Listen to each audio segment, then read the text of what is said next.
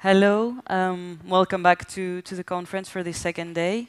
To introduce for us the working of today, I would like to call Mr. Marcos Comoduros, member of Metadarsis board. Thank you.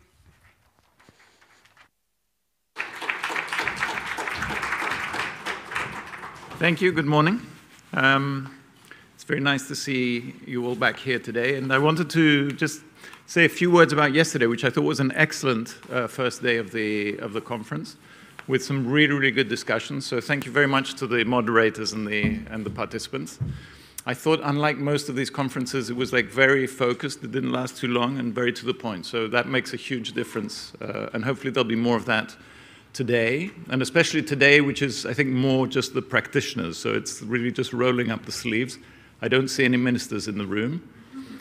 So I can say good morning, ladies and gentlemen, and that's enough.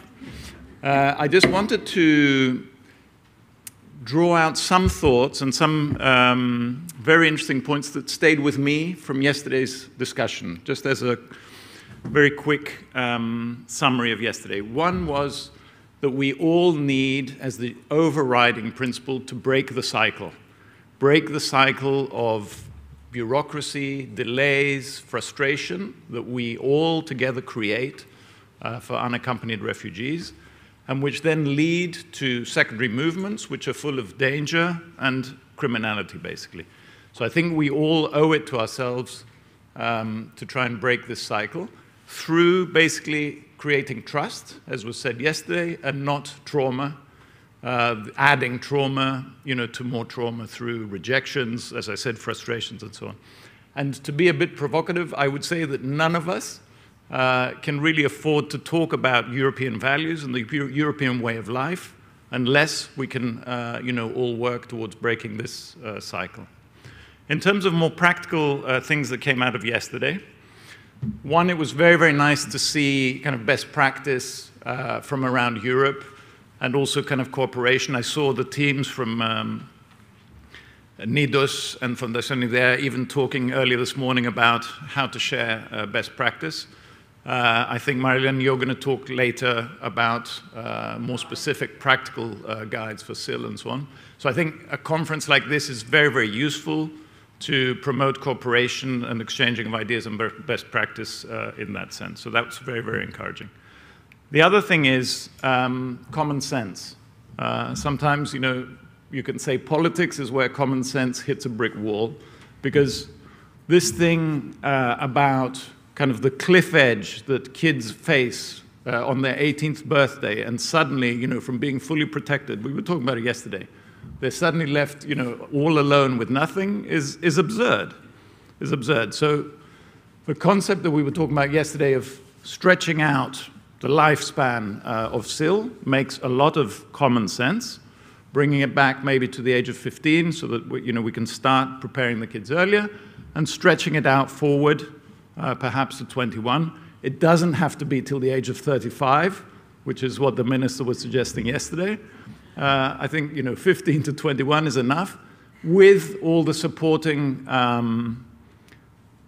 other actions, for example, kind of the job skills and job training from age 18 to 21 and so on. So that's common sense, stretching out, improving the quality of the safety net and the preparation for integration, basically. Related to that, and it was very interesting for me yesterday, was how much basically we need to focus on the two building blocks of home and school, and how the one on its own is not enough, but we really need to be focusing on both to help prepare these children to be full and active and well-prepared citizens of Europe, which is basically what we're looking to do. I was also very pleasantly surprised by what I heard and learned yesterday about the recent political change in Spain, where the government seems to have given full citizen rights to unaccompanied children. It's really refreshing to see that. And it's basically something which is very simple, bold, yes, but also painless. I mean, what does it cost a country, to give full citizen rights to a few hundred children? So, of course it needs pressure, from us all, and we should continue to do that. But I thought that was a very, very kind of refreshing message from yesterday. So thank you to our friends that brought it to our attention. And the last thing is basically about equal opportunities, because that's really what we're trying to do, is to provide equal opportunities to these children to thrive. But equal opportunities, of course, is a bit of a gray term, because putting a refugee, who doesn't speak Greek well enough and who's been out of school for 5 years into the Greek school systems is not giving him or her equal opportunities. So, we need to provide the support where necessary to provide real equal opportunities in all the countries of reception or arrival, so that actually, Greece, if we're talking about Greece, doesn't remain necessarily the country that the unaccompanied children are looking immediately to escape from and go somewhere else. I'm not saying that our aim should be, the Greece to become a destination country as we want for tourism, but, on the other hand, we and all the other countries involved should be in the rights, in the name of European values and so on, be looking to offer these really equal opportunities for these children. So I think those are my takeaways from yesterday, which I just wanted to share with you. And then today, as I said, I think we have a more kind of practical, rolled up sleeves session, nice and short as well again today. First, Marilyn, I think right after me, is going to share details of a practical guide that Nidos has prepared about SIL. And then we have the various breakout. Oh, sorry, Zoe Sigal is going to talk about more about the mentoring project. And then we have the 3 working groups breaking out, which are basically, again, going into more depth on some of the topics that I just talked about that were discussed yesterday. And then lastly, before the conclusions, my colleague Emanuela from Metades is going to be preparing the results of some innovative research that was done on behalf of in the light of the Proud projects. So that's it from me. I look forward to a very good sessions again today. Thank you very much.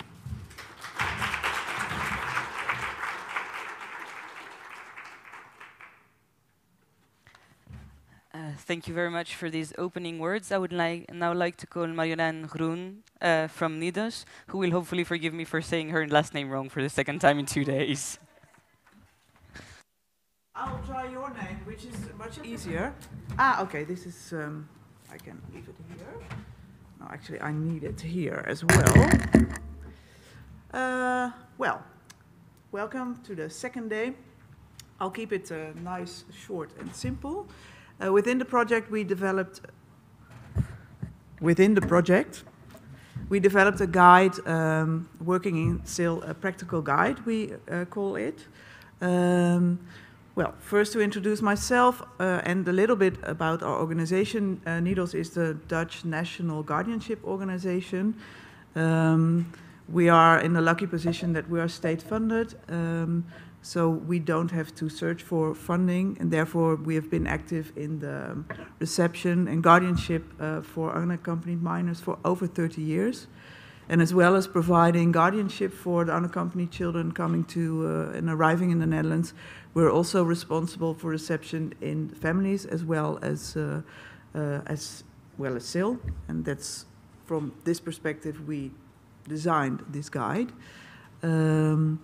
Well, something about the design process. Within Nidos, it's very interesting. We work in SIL. We have been working in SIL a long time, but we really didn't have the methodology well described in a guide. So for us, it was a learning opportunity as well, which we are very grateful for. And together with Chris and Eva, who were participating in the panels yesterday, and my colleague Yomi, who's a who's a behavioral scientist, we designed this guide. And I, as a project coordinator, I kept the overview, and our working sessions were around Yomi providing the technical details and the knowledge that is important to know about our children and working in SIL, and then Chris and Eva translated it to, okay, but we work in practice, what is important to do, within when you work at SIL. The guide was designed for the trainings we provided in November 2020. Unfortunately, when we wrote the proposal, the training was meant to be in person in Utrecht for 15 people. But we're foreseeing that the COVID situation wouldn't resolve within 2020, so we developed an online training, and therefore we managed to include 20 participants because we did 2 separate training sessions. And besides our partners from Catalonia, Greece and Germany, participants from Bulgaria, Italy, I think, I don't know, Slovenia, thank you, Eva, that was the word I was looking for, participated, and Portugal, which was very interested. And then after a couple of months, in April 2020, we had focus groups where we discussed the guide and the content and the usefulness of the guide. And of course, well, this is the content, the table of content, but don't worry, you don't have to remember, because at the end of the presentation, I'll include the link where you can find the guide online, and maybe the organization Metadacy Leo can send it to you all through email. But first about the guide. The first part is about practical information on setting up SIL. And it's about which staff to include, how you can, which children you can house together. And very important for us to include child participation, because we can think what's best for our children, but they know better even than us for themselves. Then we had a part about what's important in guiding unaccompanied children. I think for most of you this is information well known because you have been working with these children a long time, but not for all EU members this is common knowledge. And we included a part on the legal framework, which is the rights of the child, EU law, and very important, what kind of stress asylum procedure and family reunification poses on our children. And then the last and most important practical part is working in SIL through 3 phases. Within NEEDLES, we recognize 3 phases in working in SIL. The first phase is when a child enters SIL and he really needs to acclimate and come to rest. So we don't ask a lot of our children. We just make them feel welcome, give them plenty of food, give them rest, interact and build trust. That's where it all starts. And then when a child is ready for the second phase, this is all the mentor decides this with the child when the next step is best for them. Then the phase of developing and integrating starts. And then together with the child, you look at these 5 phases, living and self-care, building a supportive network, going to school and work, what are important topics with regard to health and well-being, and what do you want to do in your spare time, and you set the goals, and this is all described in the guide. And then the last and sometimes most difficult phase is working towards independency, because that's where our children, when they're 18, they have to do it on their own, and as we heard yesterday, this is very difficult because they are no adults, so they still need support. And then I turn to the focus groups. Well, we discussed the practical usefulness of the guide, the content of the guide, if the guide was complete or that there were topics missing, and how applicable the guide was. And I just created attractive reflection. What you could see was the usefulness and applicability. The partners and the participants agreed on that it was a very complete, as well as the tools. It was comprehensive, practicable, responding to the needs of children, straightforward, and complementary to all the knowledge and things that already had been developed. So there were, one point of feedback was that it was mainly organized and on the Dutch framework. So we adapted some points where our partners and participants said, well, we know this is very important, but for us it works differently. So it was really valuable feedback. And then with regard to the content of the guide, based on their feedback, we included the topics that are on the screen.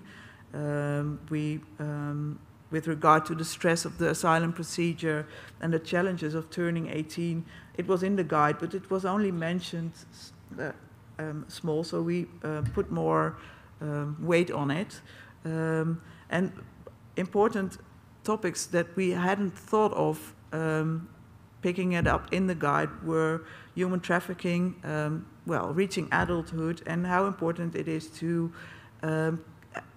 focus and keep in mind the LGBTQI community members that are also living in SIL, and what is important for a mentor or a coach to look at and keep in mind with that regard. So we all managed to include that in the guide, and then all our partners had a final look at the guide. We adapted it, and it was then published, I think, online at the end of 2021. And the manual has been translated in Greek, German, Catalan, and Dutch. Well, you can see the link. It's found on, of course, the Proud website, but also our Needles in Europe website.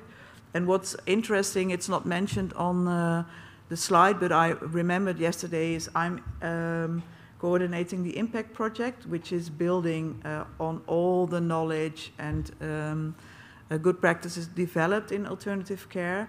And actually the SIL guide is implemented in one of our trainings, and we have a partner from France, and I think Metadarsi has met them, who are very, say, oh, it's a very good guide, and we're starting SIL, so we can really use this guide. So it's already spreading through Europe. So I'm really proud that we had from Needles the chance to work with all of you together on this guide, and it really is practical for us as well. And now I have 20 seconds and 10 minutes for questions, so thank you. Yes? This is an amazing tool, and I was wondering, and maybe some of the... It's an amazing tool from the look of it, and do you have any idea of how it could be applied also for shelters? Because I saw that some of the chapters, like the guidance of unaccompanied minors, and the additional information, which is something that we never touch, which is the LGBT plus community, is something extremely important. And we have practitioners from the shelters here. I know they are here to work in the working groups. And perhaps, Angelina and Anastasia, we can download the Greek version. Yeah. And in the unit of integration, every second Friday, we meet. So we get information from the field, and we know what the issues are. And maybe we could use this. Yes, absolutely. It's free to, I would say free of charge, but this is very Dutch. No, it's for everybody to share, so Okay. please feel free and read it and use it. I think that's why we designed this guide for the practical use. And maybe not everything is very applicable for every situation, but I think We can adapt it. yeah. And just to open a discussion, because we had last week, we had a workshop with both boys and girls, and to touch upon gender issues. and LGBTQ plus was very much into the discussion, and homosexuality, and like Angelina said, we just dived very deep once we opened the box, because they really wanted to talk. So we can use it. Yeah. And I have a question. What do you mean by unaccompanied minors with a permit? What does That's this a good question. legally mean? Because Yeah, I think that's the main difference between the Netherlands and other European countries. In the Netherlands, only Needles is responsible for the children that already are through the asylum procedure and have their permit. It's the Dutch system. The children who are still in the asylum procedure, we're not responsible for their reception. So they're not allowed to enter SIL. Some of them are allowed to get reception in a family, but SIL is only for children who already have a permit in the Netherlands. Where do the other ones reside? They stay at a small reception unit from COA, who is the national organization responsible for reception for all refugees entering the Netherlands. But define small. Yeah, I mean, that was. This is me trying to be political, but small is. Yeah, and it's me trying to. Yeah, I know. Small is, I think, up to 40 to 80 children. Sometimes, when there's not a lot of influx, then it's small. But I've spoken to these children, and I'm a former manager of one of the regions responsible. Not responsible, but where the guardians worked on these large, we call them large-scale reception centers. And for children, it's very unsafe. It's very safe to be in SIL. So that's why I really like what, for instance, Greek is doing, and I think Spain as well, that children are not, they're welcome if they have a permit or not. So that's really your good practice and something we could really work about, because our children say, oh, we are not included in society. We're kept in these large-scale reception centers with adults. It's really loud and unsafe. We had it in the safe zones before the establishment of the Special Secretariat. We know exactly what you're talking about. That's our something we have to work on. Thank you.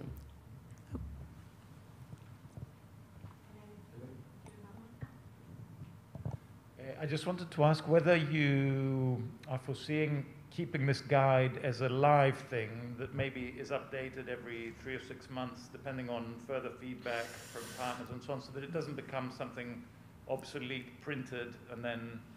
Oh, it's not so something... you have a committee every 3 or 6 months? No, this is not... Well, we designed it through the project, but what actually is happening within Needles now is that we have a new methodology based on these 3 stages, and we are looking at how to develop this methodology further.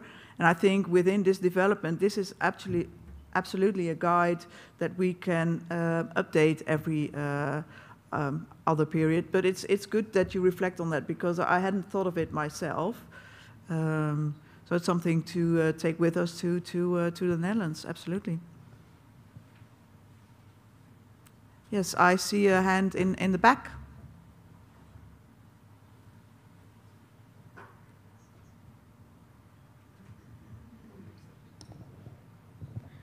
Good morning. Good morning. Thank you all for the presentations for yesterday and today. I'm Evdokia Kouvara. I currently work for UNICEF Greece Country Office.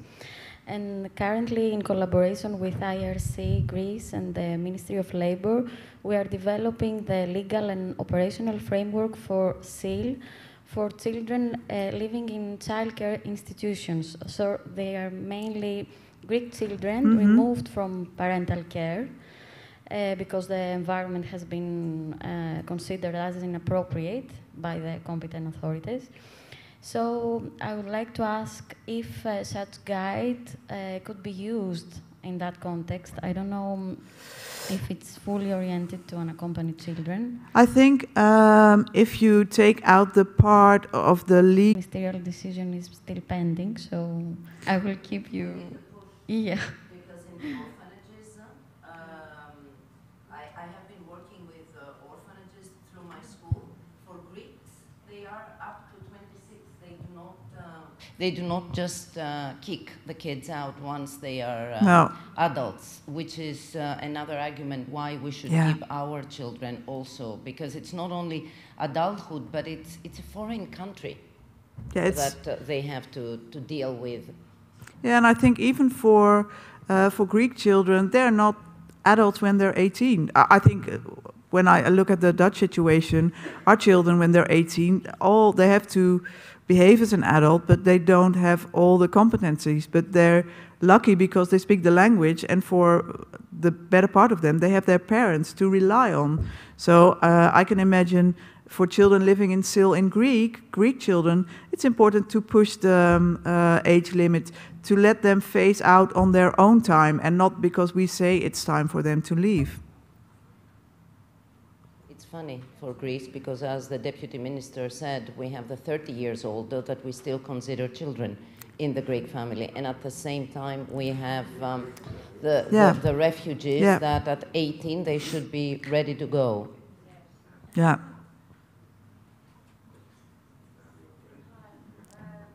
Thank you for the presentation. I just wanted to ask you a couple of questions with regards to, one, you spoke before about the reception units, and I wanted to understand a bit the volume of like the situation in the Netherlands with regards to unaccompanied minors. So in the reception units, then what, and I'll ask, and I know I'm being a bit more mathematical, like what approximately is the percentage of them going then to a SIL? Like what is the turnover, for example? Are they staying for 6 months to a year, and then they, like, I don't know, from 100 kids that are there, like only 20 go to SIL, or is it just like the majority end up? I think it's not a straightforward answer, because it all depends on the influx, which nationalities enter the Netherlands. We've seen the last couple of years that a lot of the children from the Maghreb countries, so Moroccan and Algerian children, enter the Netherlands. They will not get a permit, so they will not go to SIL even if they could profit from SIL. But then when there are other nationalities like Syrian nationalities, or now from Afghanistan, where Netherlands has decided it's not a safe country. When you enter the Netherlands and you're a minor coming from those countries, the chance that you get a permit is very high. I don't know, maybe Sil and maybe Eva and Chris know which percentage. And then if they get a permit, they're allowed to go to SIL. But we have a lot of, it takes, the system has been very crowded, so it takes a lot of time for children to go through the asylum procedure, which is very stressful. So I'm sorry I can't give you details, but I know last year I think there were 500 children that could be placed in SIL, and now we are working. Maybe Chris, do you know the latest numbers? 1,500. So now we've looking for a lot of new SIL locations to be able to host 1,500 children. So this is how Needles works. When the influx is low, we close locations, or we don't use them for a couple of years, and then we open up and are able to host 1,500 children. Yeah, that's a large number. And one more quick question about the mentorship. Do you have any, I mean, can any individual become a mentor, or do you have some prerequisites for that? Yeah, we have, how do you say it? I think there are several projects within the Netherlands. It's common practice that you can apply to be a mentor, and I think the main important thing is that you're not in the criminal system, so you have to, and I think it's in other countries, in your country it's the same, and you get some kind of training. And I think, well, Chris, maybe you could tell us something more about it, because you work at SIL and you have this...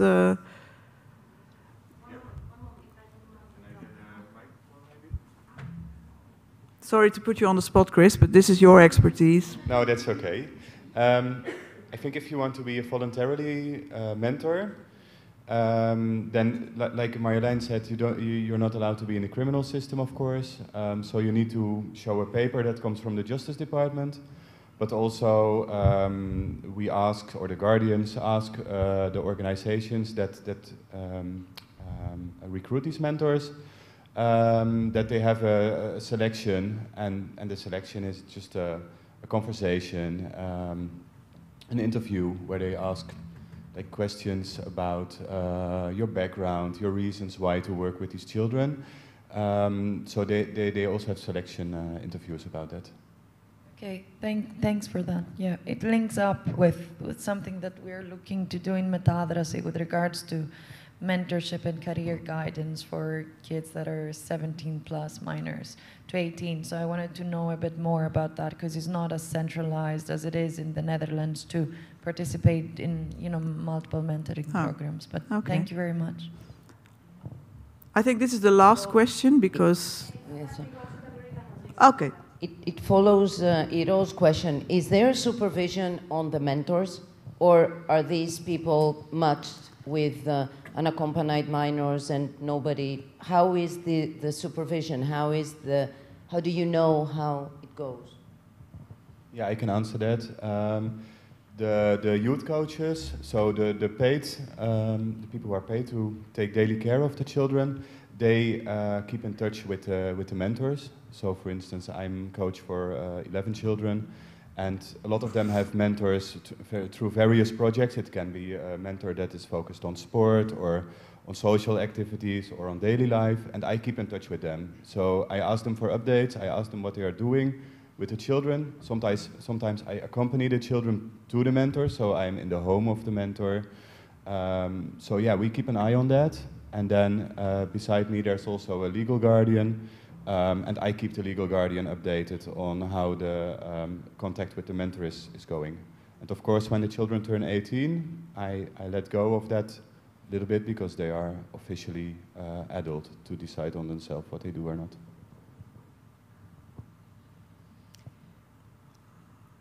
I have a question as well. Okay. So I'm Karina Downward, for those who weren't here yesterday. I'm coming from a different perspective. I'm in the Education and Integration Department in Metadrasy. So I heard yesterday from our colleagues from Spain about some of the missed opportunities when a lot of practices are concentrated and orientated around the autonomous regions, and there isn't really a federal strategy, and what some of the missed opportunities might be in those cases. And that makes me think about, on a European level, and given that the Proud Project and the colleagues who are here are from various national contexts, what is the current discourse, and what are the current points of advocacy on a European level insofar as alternative care arrangements for unaccompanied minors? Where would you like to see policy go on that front? Okay, are you asking me as a person? As a practitioner. As a practitioner. Of the well, I see two developments. I think, not to blow our own horn, but the EGN network, the Guardianship network over Europe, I think it's making progress in a way that there is a network that discusses important topics and can find each other. So I think as soon as this is in place, it will help us to develop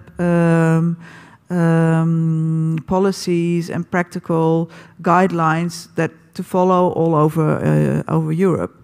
And what I also see is that I think, well, I've been involved with European projects since 2018, and what I see is that there's a lot more knowledge about alternative care within Europe compared to a couple of years ago. If you see all these Greek organizations that well, you've built it up from the ground. So my hope is that in 10 years, maybe we will not have in place regulations that will be applicable for all countries, because I recognize each country has a little differences in the law, so I think it would be difficult to have the same system in place in every country. But I think it would be possible to decide on, okay, which are the main topics, what's important to do. So it's,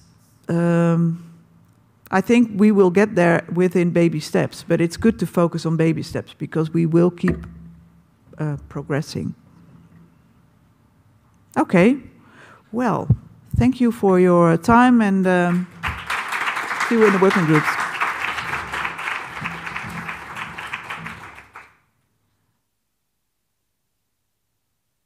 Very much, Marjolein.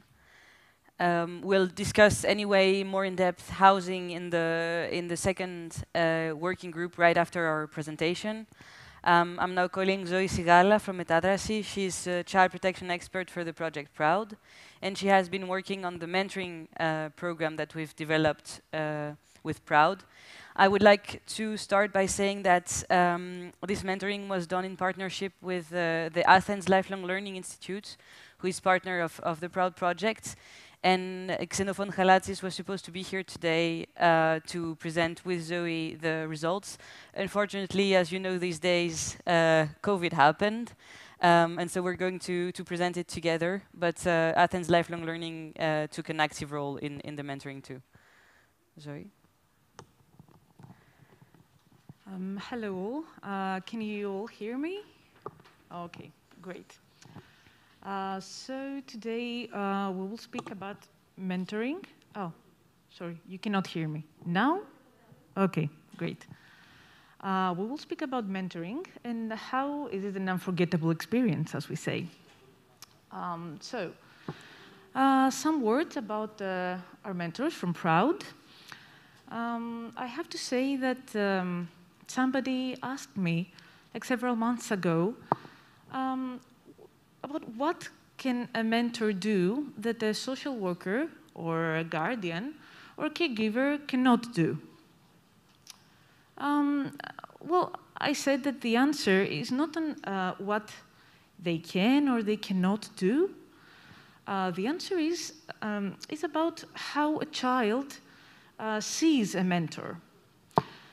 The thing is that all social workers and caregivers and guardians, they are professional. They are professionals, so they have a lot of children under their care. The mentor is a volunteer, and the mentor forms a unique relationship with only one child, and the child knows that.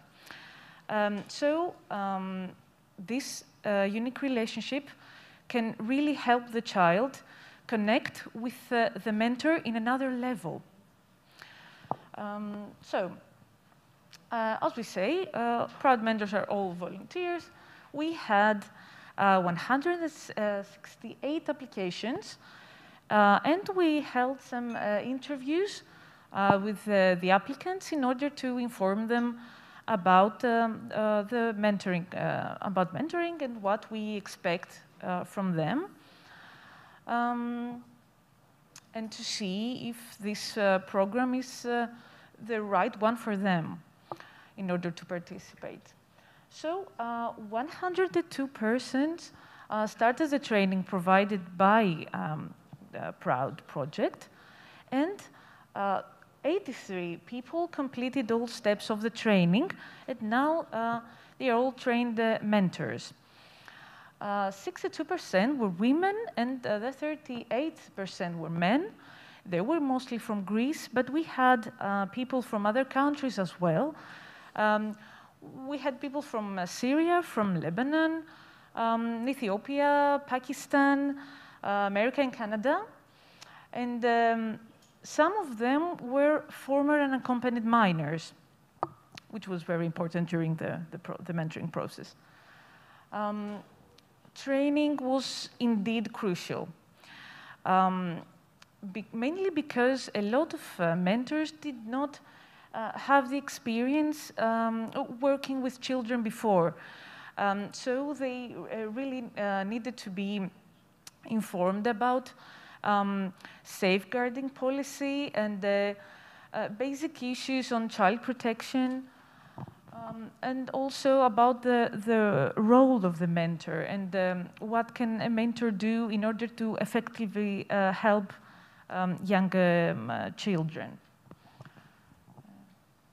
Okay. So yeah, we held some meetings with the organizations that accommodate unaccompanied minors, and we talked in order to find the most effective way to work together closely with the staff of the accommodation facility or the SEAL apartments. We had unaccompanied children aged 15 to 18 years. And these children were living in SEAL apartments or larger accommodation facilities in several cities.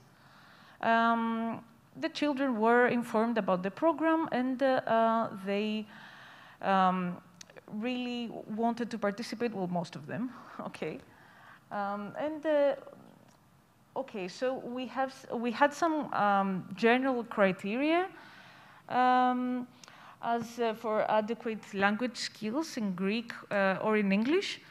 But in some cases where children most wanted to participate and they could not speak English or Greek, we provided interpretations for them, and of course we trained the mentors on how to use interpretation in their meetings. So we had 63 applications from the children. 61 were boys and 2 were girls. Eventually, 54 were matched with mentors through the matching procedure. I'm going to talk a little bit about the matching procedure. Actually, we took the interest of the unaccompanied children and matched the children with mentors that were having the same interests, or they were doing a profession that the minors wanted as well to follow after adulthood. The countries of origin of the children, most children were from Afghanistan, but other countries as well. We had children from other countries as well. Do you want to continue? Yes, so that was a few words about how we found mentors and mentees. Now we want to talk a little bit about what was the point of this mentoring. So our mentoring really focused on professional future, helping the kids find out what they want to study, where they want to work, and how to get there in the meantime. For that, we tried to help the children develop a little bit their interests and personality, help them recognize what were their strengths, what they needed to improve. As Zoe said, each mentor only had one kid, and that allowed us to really put an emphasis on personalization and developed an individual plan for each child. So as I said, the main field was school education, interests, and potential plans, and then the transition to adulthood, because as we said yesterday, and I think it's going to come up today too, most of the children don't finish high school before they turn 18, and so they need to continue high school after leaving SEAL. So what's the plan to make this viable? What kind of small jobs can they find in order to sustain themselves and so on? That's also things that they talked about with their mentors. And so according to the age of each child, we put a different emphasis because the needs were different. For 15 years old, it was an emphasis on schooling, how important it is to finish high school and have a diploma, especially in Greek afterwards to find work or go to university. The 16 years old were often deciding whether they would continue classical general high school or go to a school offering vocational training. So the mentors try to help them in this decision, obviously not telling the child what they should do, but looking at the advantages and disadvantages of each option and what would be best for the child. And then 17 years old and above, we tried to work on a more professional approach, trying and see, as I said, what kind of jobs they could find. If they wanted to go to university, where they had to improve in order to get in, to take the exams at the end of high school that every Greek child has to take to get into university. And then development of practical skills when the kids needed them. Such as, I don't know, going to the supermarket, keeping the home, and so on. So these are kind of practical examples of questions that mentors use to help the children. What are your interests? Have you worked in the past? A lot of kids arriving here have already worked, whether in their country of origin or, for example, in Turkey. If you have worked, I don't know, as a baker in Turkey, is it something that you want to pursue? Is it something that you hated doing and really don't want to do ever again in your life? And then more practical things like what kind of websites do we use to find a job? What kind of keywords do I type in? How do I prepare a CV? How do I get ready for an interview? So there we kind of did some role playing of possible questions. The mentor explained what kind of clothes you should wear according to the interview, how important it is to be on time, and generally what employers are looking for. I think that's it for me. Zoe, take it away. So I want to share with you Aram's story. Okay, Aram is not his real name, but I will use that for the presentation. So Aram was 17 years old when he was informed about mentoring, and he really wanted to participate. But unfortunately, by the time that Aram and his mentor began their meetings, Aram was mostly frustrated and disappointed because his answer from his application for international protection was taking too long to be public. He didn't know anything about if he could stay eventually in Greece or not, or if his claim would be rejected. So he began the meeting with his mentor, but he was not really keen on doing a lot of things. He began questioning his schooling here in Greece. He didn't see the point, actually, of attending a Greek school. But, well, later on, when his relationship with his mentor developed trust, Aram shared that when he was in his home country, he used to help his uncle in his bakery. And this was something that he really liked to do. And he was thinking about developing his skills in a baking school here in Greece. But the problem was that every baking school was private, and he actually needed a lot of money for tuition fees, and he could not afford the tuition fees by the time that he was going to be 18. So this was a problem for him, and his mentor tried to work a little bit around it. The mentor was trying to make Aram see that there are other options, sustainable options for him. For example, he was very, very good in languages. By that time, he was nearly fluent in English, and his Greek were okay.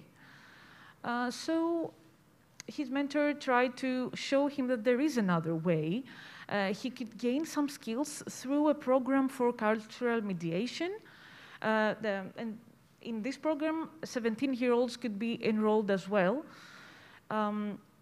in order to gain some skills in cultural mediation and a little bit of interpretation, so that when Aram would be 18, he could maybe pursue a job in cultural mediation and have some skills that he could use in every country.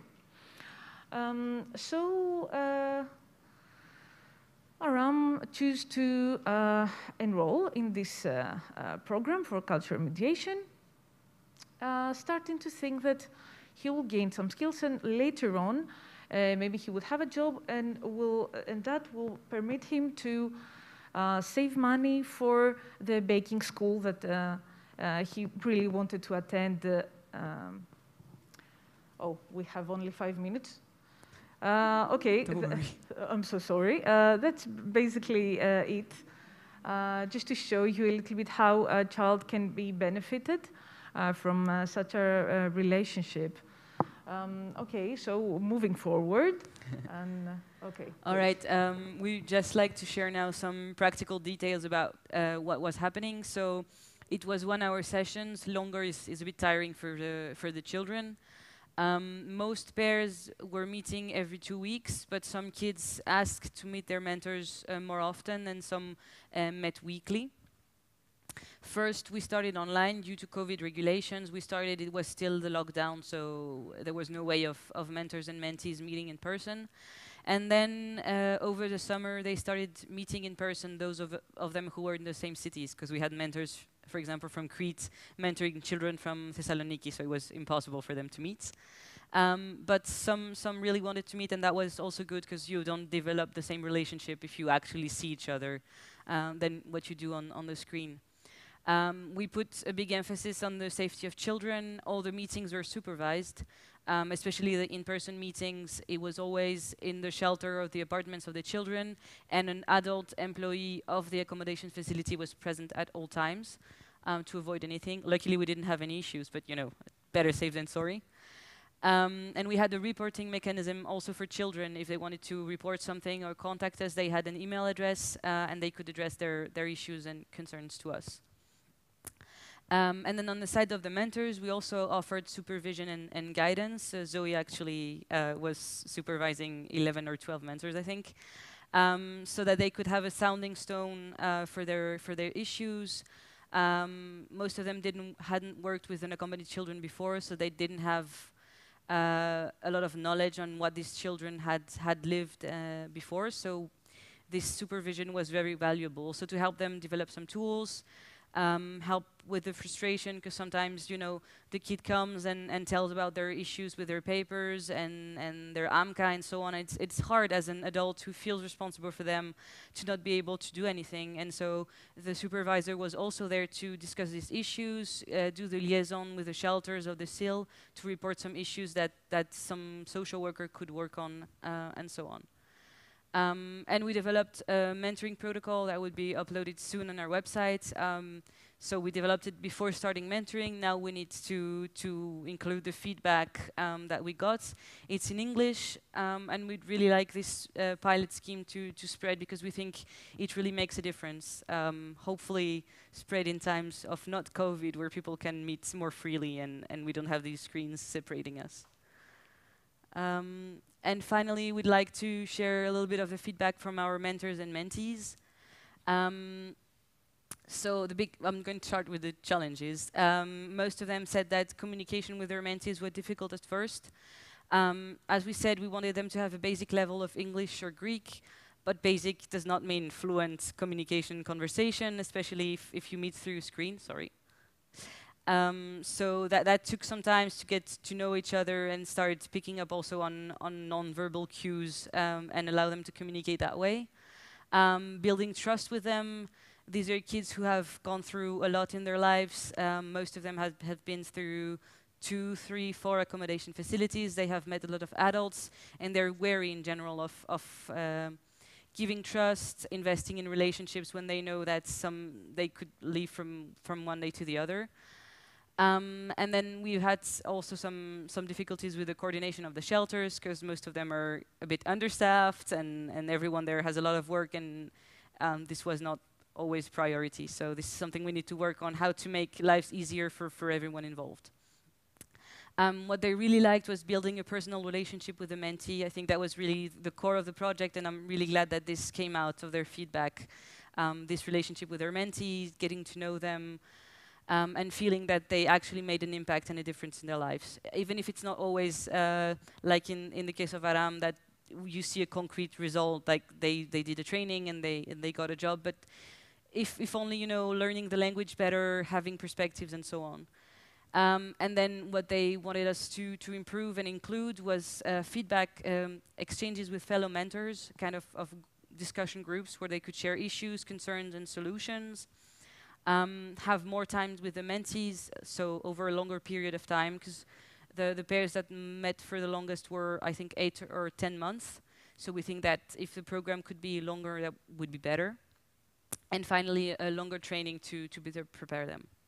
And to conclude, mentees' words. Yeah, the mentees' words. Actually, this slide speaks for itself, I think, but yeah. We were happy that 80% of the children said that they would participate in a mentoring program again, which is good because probably the pilot program was a success. So we were happy about that. And also, the mentees really enjoyed their mentoring experience. We have some mentees' words. This one was actually in writing by a mentee, and okay, the other one was in oral communication with the mentor. So I think this concludes all the moments that mentees shared with their mentors. And I think this is what we need to have into our minds when other programs such as mentoring would start in the near future. Thank you very much. And we now have time for questions. Okay, Katerina. If we can start the clock for 10 minutes. Hi again. A couple of questions. So first of all, I didn't see at the beginning how potential mentees were informed and how the information was disseminated in the first place. Was it only Metadrasi that was taking part in this particular project in Greece? No. Okay. So you'll clarify that. And then perhaps insofar as the evaluation and the feedback is concerned, where do you attribute, what are the core causes of dropout potentially in the project? And then finally, are there any insights that you gleaned from the participation of former UAMs as mentors? All right, I can take the first two questions and you take the last one. So in terms of how the mentees were informed, we held sensitization meetings with social workers, caregivers, and so on of other shelters to inform them. For the mentees. For the mentees, so you're informing their supervisors. But that as well? No, we didn't talk directly with potential mentees. We talked with the shelters and they spread the information inside. And then we had an email address for potential questions to be addressed, and we were in communication with the shelters. Okay, so the information was diffused by the caregivers. Exactly, and social workers mostly. I think your second question, I'm sorry. The dropout rate. Yes, the second question was about dropouts and possible cause. The cause for dropout. Well, during these months that mentoring was running, also relocation program was in full capacity, and a lot of children that actually started to see their mentors had to leave eventually. This happened during summer and a little bit afterwards. Like until October, a lot of children that were matched with their mentors and have started meetings, they left for other countries. This is it for the dropout. This is the biggest issue that we faced during that time. Yeah, maybe another cause for dropout was the fact that some children believed that the mentor was actually the person to find a job for them. They have misunderstood some things, or they had higher expectations that needed to be managed in order for the children to know what to expect. And if they wanted to continue their meetings with their mentor, then fine. But if not, and if finding a job right away could be the only thing that they wanted, then it could not work. So that was it. And the other question was about former unaccompanied minors becoming mentors. Yeah. Well, to be honest, from the side of the mentors, yes. And from the side of the children, well, mentors felt like they understood children better, and they were sharing that with their supervisors. But the supervisors advised them not to be sure about what child is in front of them. To be more clear, the mentor has their own experiences, okay, but the child might have other experiences, and by thinking that, okay, I know what you've been through, I know it was difficult for you, as it was for me, for these reasons, and I can help you, like, don't worry. It's a nice thing to think, but not to express to a child, because a child needs to know that it's special, okay, and their experiences are valued, and he or she is seen as a person who has needs, particular needs, and is not the same as the mentor wasn't in his or her age. Okay, so this was it from the mentor's side. From the mentee's side, well, to be honest, we didn't see much of a difference in forming a relationship with the mentor, even if the mentor was a former unaccompanied minor or not. So, yeah, that's it. I think where there could have been a big difference is if we matched children with former unaccompanied minors speaking the same language. That would have abolished the barrier, but unfortunately that didn't happen because of the interest. We matched according to interests of the child first and foremost, not according to language. Are there any other questions? Yeah, thank you very much, Liu and Zoe. I had just two very quick questions. The first one was, since sort of yesterday we talked about that so really mentorship should become a systematic way of accompanying children to adulthood. I wanted to ask you whether you have any advice on how this should come about. There's certainly an issue of funding. There might be an issue of how this can be built into the system. So I wanted to ask you if you have any recommendations of your own about this. And then the second question is, I was wondering whether there was any sort of gender dynamic in the mentoring scheme. I assume that most of the mentees were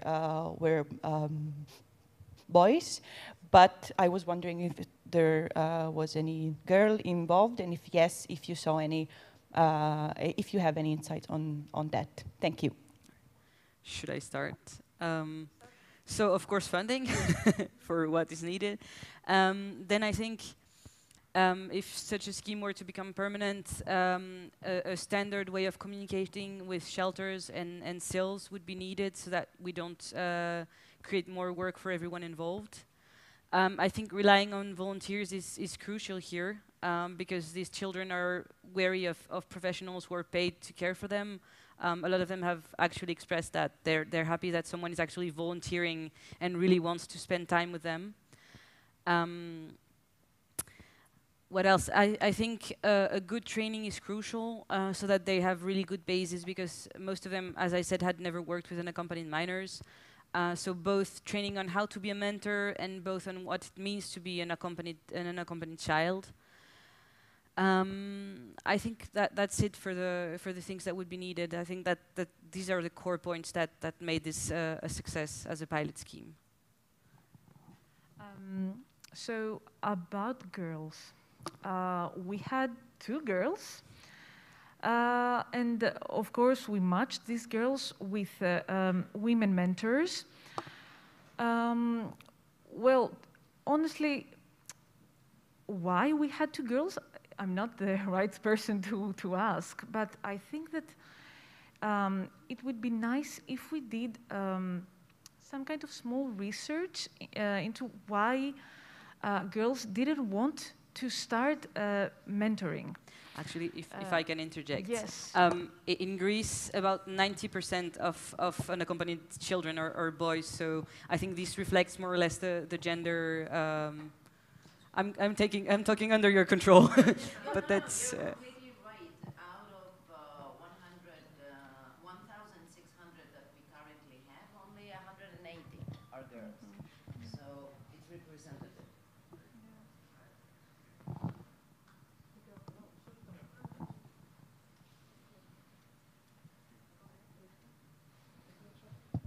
So, if this program were to become more permanent, which makes a lot of sense, does it make sense for there to be a fixed time frame to the mentorship relationship? So should it end after 8 or 10 months, or is it something that should be evergreen? I think it should continue as long as the child wants it to. I think that should be like the core criteria. I think we stopped some mentoring relationships when the kids turned 18 because then they were not anymore in accommodation facilities. But of course, if a child is now an adult, they are free to meet their mentors however they want. Evdokia? Makute? What number? Okay.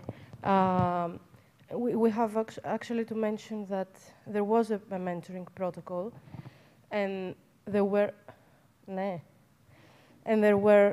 specific meetings with the minors. So there are 12 meetings with the minors. Thus, that was the only limitation. Just to quick answer to the question. But that was in the framework of the pilot scheme, and I think going forward, we should not have a determinate number of meetings. I think as long as the relationship brings something to the mentee, for us, it should continue. And I think that's all the time we have. So if there go ahead. One last question. Continue what you wanted to say. I was just going to go back to numbers. Sorry. I want to understand a bit the volume of this. So what was the volume of this pilot scheme? And I understand it's a pilot, so I don't expect. Did they say at the beginning? Maybe I didn't notice. We had 63 applications, 62. But some of them we got in January of 2020 and for 2022, and the program ended at the end of February, so we didn't match them because there was no point in having only 6 weeks of mentoring. Yeah, okay. And so 54 children were matched with mentors. Oh, okay, okay. Over the course of 10 months. Good, okay, thanks. Hello again. I would like to ask, because I know that Metadrasy was implementing also Guardianship project. I don't know if this project was implemented while a Guardianship project was also implemented by Metadrasy. And if you had the chance to reflect and identify the relationship between the guardian and the mentor and the children, because since now also the guardianship law will be amended, I think that it's important to also have some reflections on that. It is important, and to be honest, at first, a lot of children were a bit confused, and they were talking about their legal issues and their disappointments to the mentor, asking if the mentor could help them in order to have an interview more quickly. So we had trained the mentors and actually talked about a lot in the training, saying that it's only natural for children to be confused over so many different roles in their lives.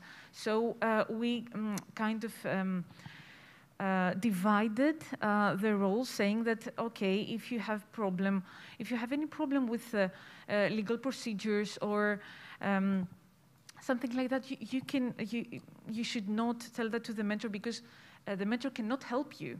It's as simple as that. So at the first meetings we had a little bit of these problems, but then they were solved because time passed by, and then the children started to realize what their relationship with the mentor was really about. And yeah. And can you hear me? Okay. Just a second question. Maybe you have mentioned it already.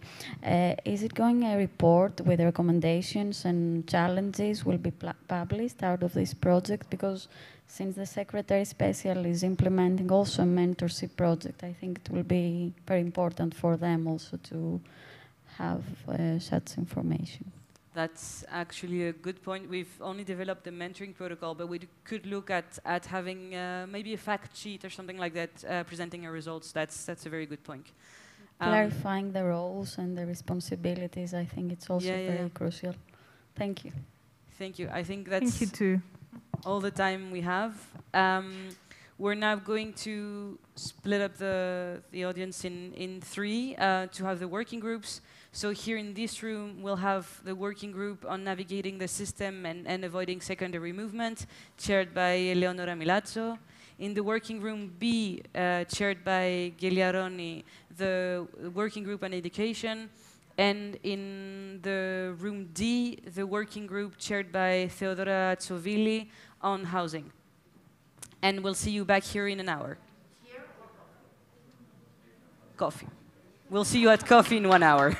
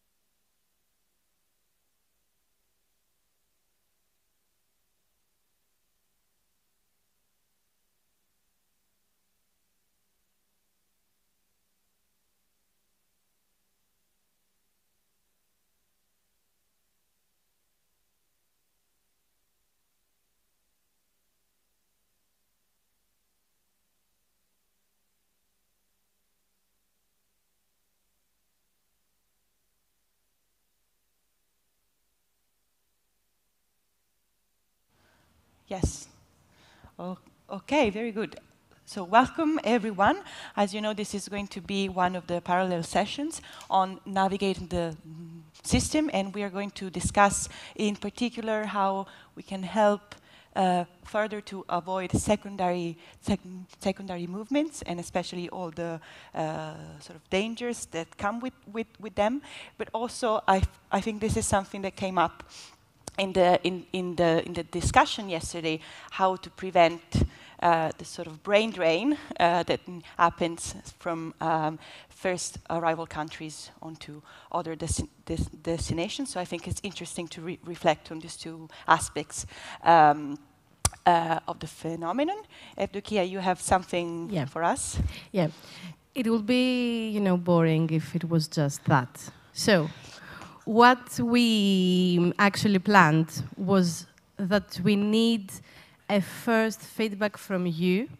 So what you can do is write in your white paper of your folder the first idea that comes into your mind on what we should do in order to avoid secondary movements.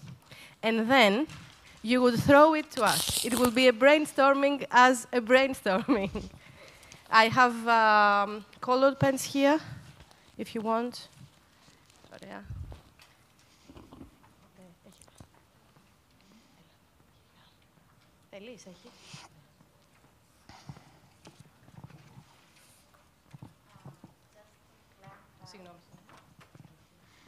Just to clarify, we need to write what we think we should do regarding the avoiding the. Okay, thank you. 3 minutes? No. Okay, yeah. Yes, I think it's also fine to give a sort of graphic illustration of what you think the problems of the solutions are. So if feel free to also use shapes, arrows. This is what you were asking. Yes, yes, of course.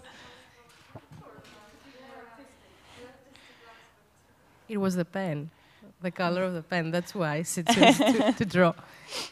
Okay, we have the first bomb, yes. Yes, so we're ready.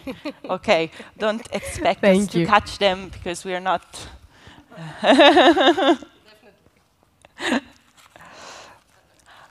Shall we collect a bit more? Yes. So if you have a very good aim, you can also try and get directly to the table.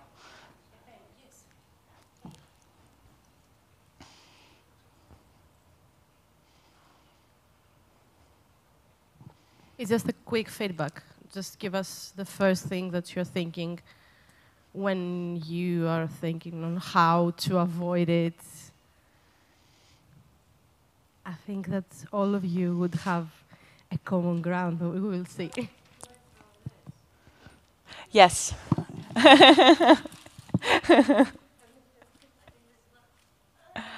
Okay, that was a very good throw.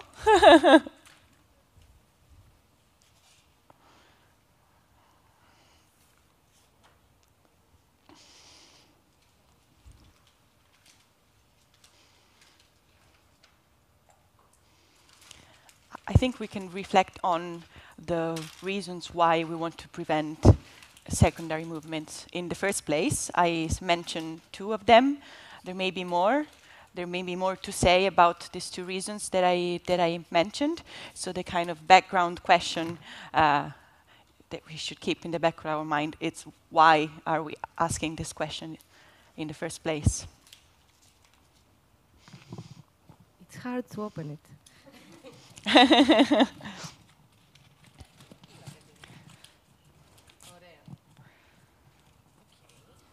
So, minimize legal procedures, maximize housing, proper education, labor, connection, and connect with your arms. So, I lost my pen, don't worry. We're gonna start writing them in the flip chart. Yeah.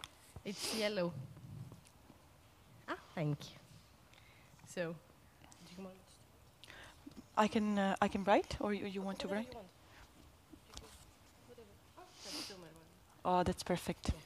Okay, so let's put it like this. So I propose we try and systematize this in things that should be sort of maximized or that we should improve, and things that should be minimized or reduced. So this is a very good suggestion coming from this first piece of paper. So in this case, we have legal procedures.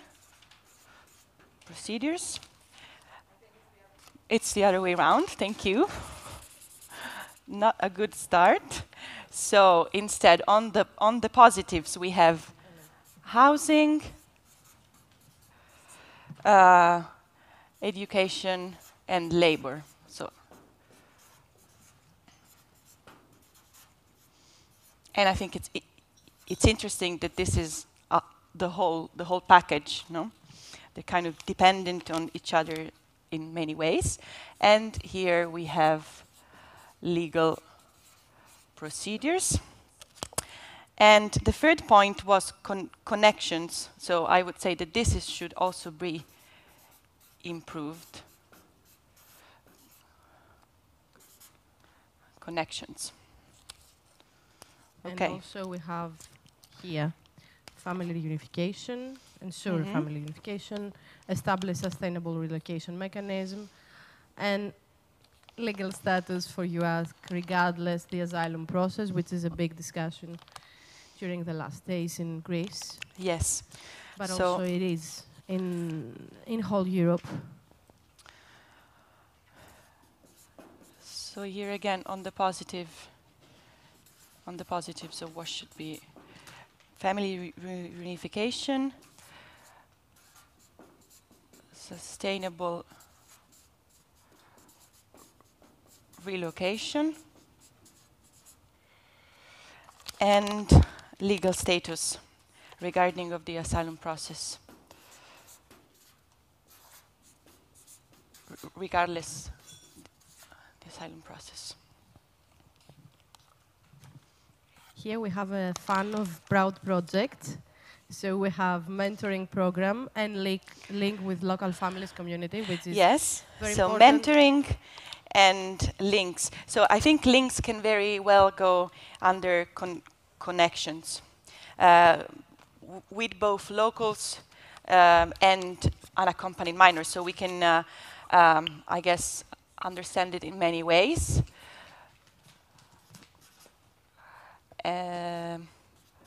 Locals, I would add mentors.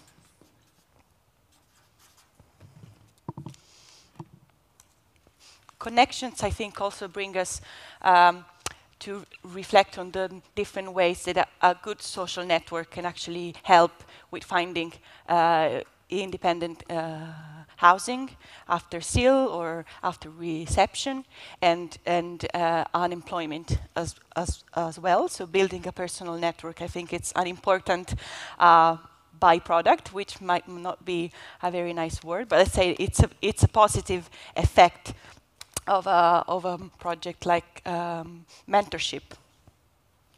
And here we have something different, motivation. Which is the work that we should do with minors. Yes. So it relates totally with yesterday's discussions. And also job training. So there, with education, it might be added the job training and the motivation in the end. Here. Training? Something like training to the God.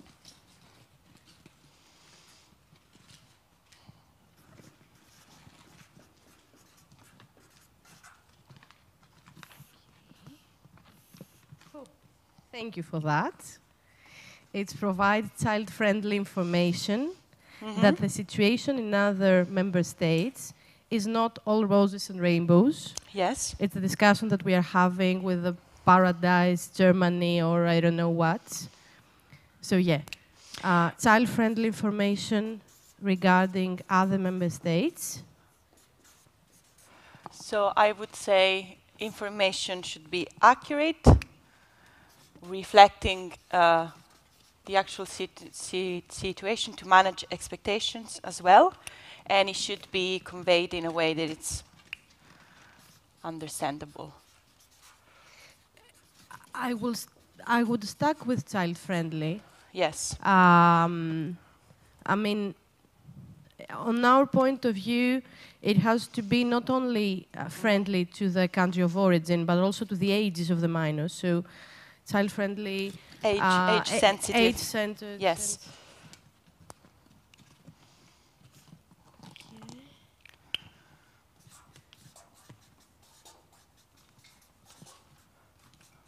What do you think? Can I ask? I think this is interesting to get a bit more into the details. What do you think makes for a good age-sensitive information, especially when we are talking about the lower age group of the children group? So, what do you think make for a good age-sensitive, child-friendly information?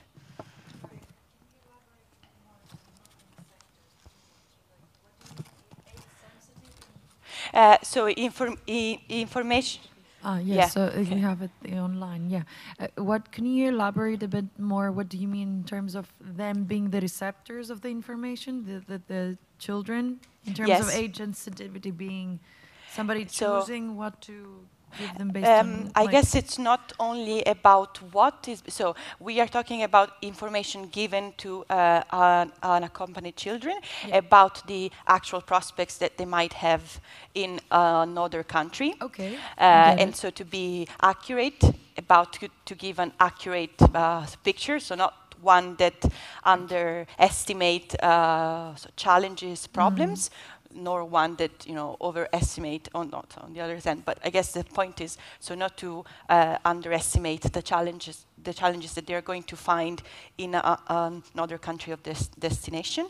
And I guess by age sensitive and child friendly, what we have in mind is that the information both with respect to the content, but I guess the content is not really the point. It's more about the way in which this content is conveyed to the child. So I was wondering if you have any very practical ideas about how this information should be conveyed in terms of modalities.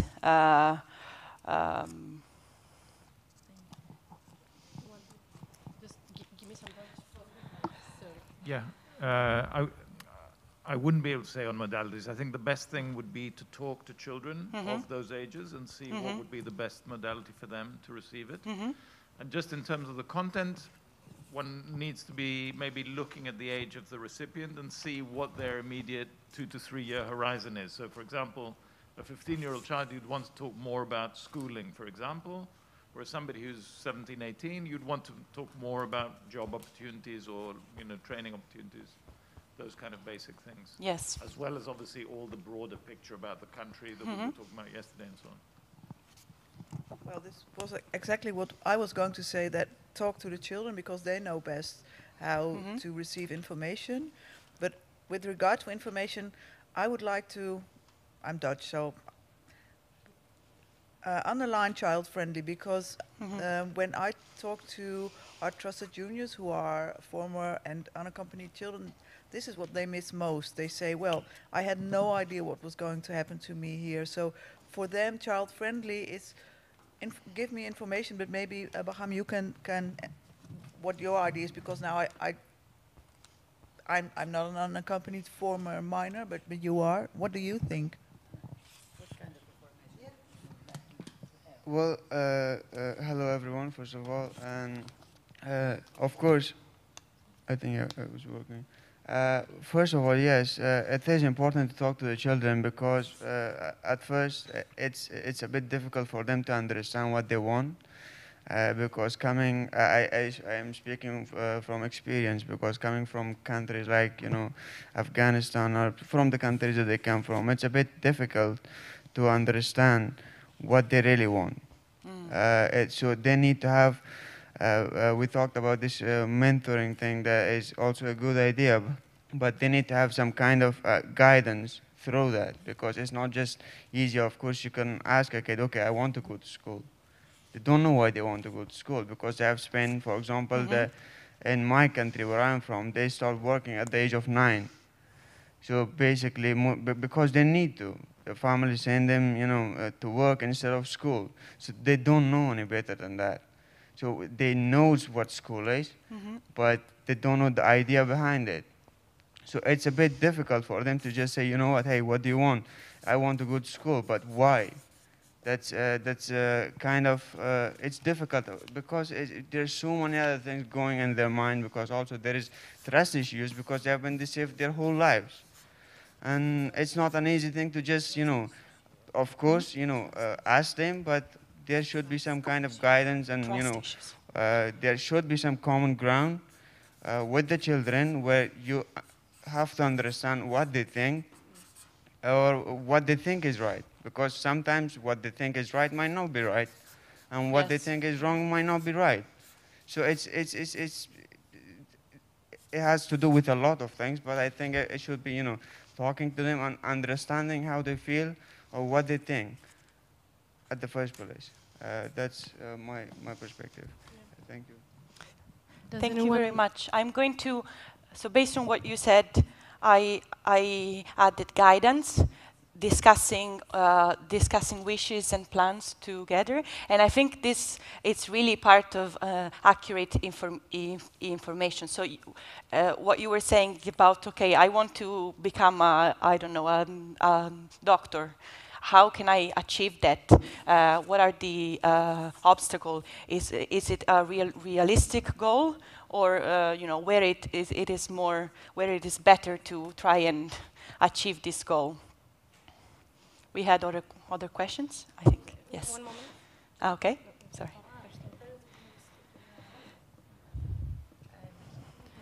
Hi, sorry. Yeah, and on that, sometimes it's how the information is being portrayed, because sometimes, we create guides, like booklets or whatever, but it might be like a book of 40 pages. No child is going to read that. No adult might not read that, yeah. So it needs to be, I don't know, in a personalized kind of like shared way and practical, because at the end of the day, you need to see what works for the minor, and it needs to be immediate and probably engaging. So, participation in multiple either events or short groups or something that they can see other people engaging at the same time might actually allow them to, open up more too and see, okay, I can see examples of people who have gone to school, and that's how they, they were successful in their lives. Not that, it doesn't work the other way around, but some examples, live examples, maybe, of people. That's a very good addition, I think, to our list. Is it the right moment to discuss about EU policies? Let me just ask one thing before we move to the EU policy. I was wondering, because we haven't mentioned in these 2 days as well, we haven't mentioned social media, and I was thinking when we were discussing information, but also expectations and secondary movement plans, social media have a huge role in the decision in my migration plans in the first place. So I was wondering if you have any views on how social media might, first of all, expose all of us to information that is not accurate, for example, which I think happens a lot. How they can be maybe a problem when we try and manage expectations, make sure that everyone has the right information, but also maybe a way to inform, a way to discuss, a way to convey life examples as well, which I think is the most credible life examples. And to add in that, not only social media, but also friends or circles that they might have, the trusted ones, the network that they have. So do you have any, ideas about that? How social media, I know that Emanuela has something to say about that, but I don't want her to feel. In fact, it's not something that I have. It's been like a year now that we collaborate with an international organization, Stop the Traffic. And in fact, okay, their target is human trafficking, but they are very interested in the child area under 18 and the minors that are coming from the Middle East or Africa to Greece as the first reception country, in order to reach them and talk to them about what may the danger be, how the traffickers approach them. And what they did is that they held social media campaigns in various languages like Urdu, Arabic, I mean a lot of languages. Yeah, a lot. And they do reach out to a lot of minors, and then they, in fact, linked them with organizations in Greece like Metadrasy or A21 and others. And they had some very simple video saying that, have anybody approached you and told you that he knows how to get your future in Europe, or what? Did anyone ask for money or anything like this? Then you might be aware that this is not the case. And if you want to reach out, please check Metadrasy or A21 or reach out to us. And we had a lot of messages, at least from them. And this is the positive part of social media. We can use them in our benefit. Yeah. Thank you. Which is not the right path, as we have further discussed, because now minors have TikTok. We don't have TikTok. We don't even know how to use it. So we have to find ways to go there. They have Telegram. I downloaded Telegram, I don't know, while the Ukrainian crisis struck out. So we don't know yet the means that they are using. So what we really need as adults is from you to tell us how to find you. Because, we know Facebook, but Facebook now, it's only for us. We know Instagram, we know less of Instagram, so we have to learn more. And you are the ones that you can guide us. So I don't want you to feel, but can you lead us to that? Yes, of course. I'm not on social media myself a lot, but from what I know is, yes, it has a great influence on minors here, and because they get to connect with people all around the world, people that their friends that had been living with them here, also in Greece. And I have an example of that, which is I had a couple of friends of mine that used to live in Samos. So one of them, had a family unification and went to Sweden because they used to play football together, and they really wanted to play football. And so one of them got to go to Sweden, and when he went there, he had more opportunities to, pursue that career of football, which he loved. And the one that stayed behind, eventually he came to Athens, and he had to knock on doors, asking for help, regarding this issue that, football is my passion and I want to play football, but almost no one opened the door for them, and it was a devastating thing, because so seeing his friend there when he went to Sweden, he had a better life regarding that career that he wanted to pursue, and he had better chances and opportunities.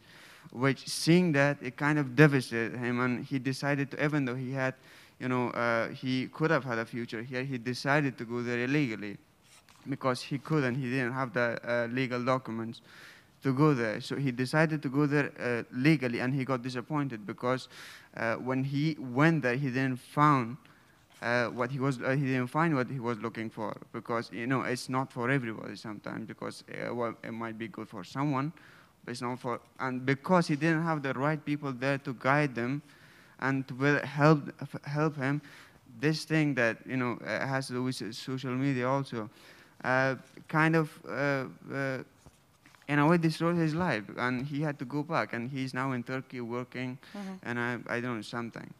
So no, he had to, because he had to be because he was in Greece for some reason, I don't know. Not all cases get accepted.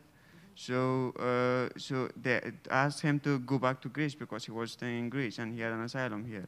So when he came back here and he didn't want to stay in Greece, he didn't want to, so he just went back to Turkey and he's working there and it's been almost two to 3 years. So yeah, that's kind of a big issue. And what actually you are mentioning is that not only social media, but also the network that you have might lead you to something that it will be not the best interest of you. So I think in the negative, we should also write down and the system that fails you, but also the network that leads you, your network, your personal network, leads you to different paths that you might, I don't know, should follow.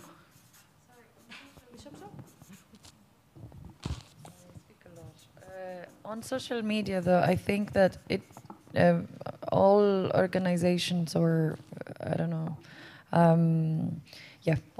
let's put it organizations that are involved in helping out and supporting the population of migrants and refugees, I think they should invest way more on social media, because of the fact that many of them, even like state-wise, they're very rigid.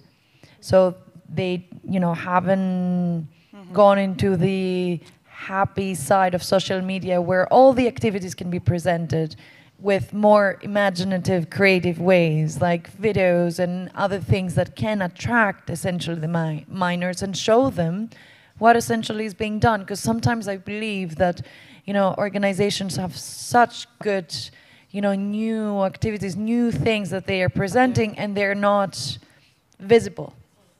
Visibility and reputation within the circles of course, of trusted people is key for this to work out and essentially gain the visibility that it requires.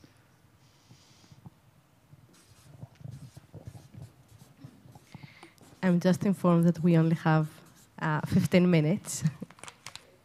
So we had, I think this point we covered it, so convince them that there's a future here, convince that there's a future here. So I think discussing wishes and plan, but also motivation, it's something that we mentioned. We also have this, which is, the graphic information from friends about other countries, but also the here and now. We have very nice graphs showing us how we can think about different aspects of our life and how we can help children to think about those and their expectation.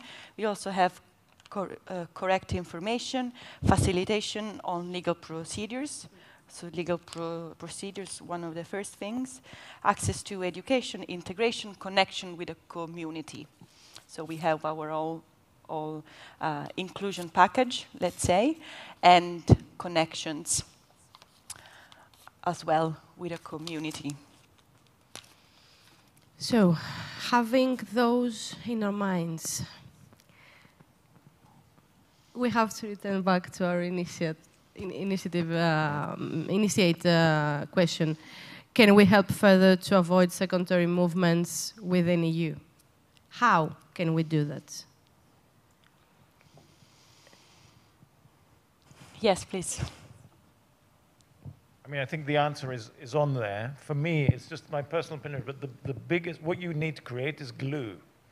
Glue that connects you to the country where you are. And I think that really comes through, first of all, the Guardian, because actually the Guardian is doing a lot of these things, or should be doing a lot of these things.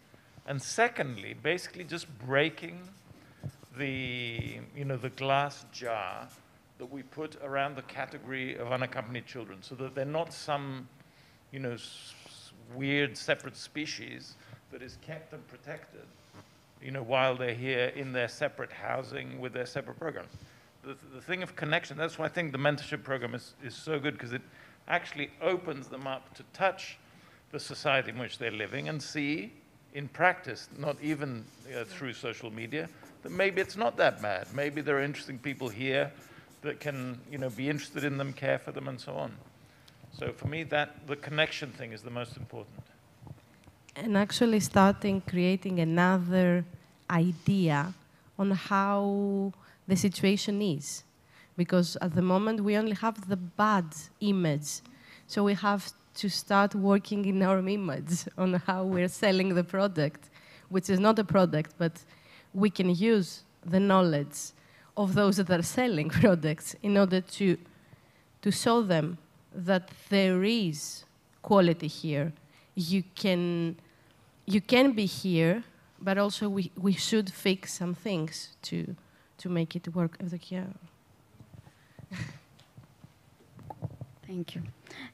From the legal perspective, I would like to add that I think that the uncertainty over the legal status is always causing a lot of frustration, and maybe you can verify that from your own experience. So I think that ensuring legal pathways, it's a priority, and ensuring the family reunification as soon as possible and relocation mechanism, but not based on a voluntary basis that the member states was putting their own criteria without fitting to the profile of the children. And also the legal status in the country that they are entering. Because, for example, in Italy, unaccompanied minors get humanitarian status from the day one because they are unaccompanied children. So I think that there are ways to improve the legal system at national and transnational level. Thank you. Thank you very much. Yes, please. I would like to add to them. I agree, and the thing is, yes, it comes back to legal status, which, of course, there are always reasons, for a minor to, for example, to question staying here and wanting to leave. And even though there are children that do have asylum, but it depends what kind of asylum they have. For example, I'm going through some legal trauma myself because I have subsidiary protection, which is personally, it's a big issue for me because when this issue started, I wanted to leave. I didn't want to stay here because at first it was 3 years subsidiary protection. Now it's just 1 year, and the thing and the procedure, it takes so long that, for example, I have my papers are expired for more than 6 months now. And it makes it difficult for me to, make a living here because I can't work. There are some things that I cannot do. And it's going to take longer than that because I'm going to have to wait another like 8-9 months to renew it. So the thing is, I basically don't even have my ID for like a month. When I go take it, I have to, ask for a new one. Yeah. Well, yeah, when you ask, when you renew it, they will give it to you for a year. So the procedure takes longer, 7 or 8 months. So you have to. Or 9 months. So the original, you have it maybe for 3 months. After 3 months, it's going to expire again. So it's basically, I'm like, what is the point of that? So I did actually. I wanted to move. I wanted to leave, and we had the lockdown. We had the pandemic. That was good. The good results of pandemic. Okay, luckily for me, that was good because I didn't want to leave, but I didn't have another choice. If I had to be, if I was that way, I wanted to leave, and I didn't know where to go. I just, it's like, throwing a dart somewhere on the map wherever it lands. So it's like, that's even worse because once you get there and you get disappointed, then what do you do from there? So that's a huge issue, and which I'm dealing myself, and I can tell for a lot of other people that is, it's not easy. It's not easy. So yeah, that's the issue I want to talk about. What actually you are saying is bureaucracy. So we should, in the negative ones, it's definitely eliminate bureaucracy. Yes. On the procedures that we're discussing. Yes. I would add waiting times.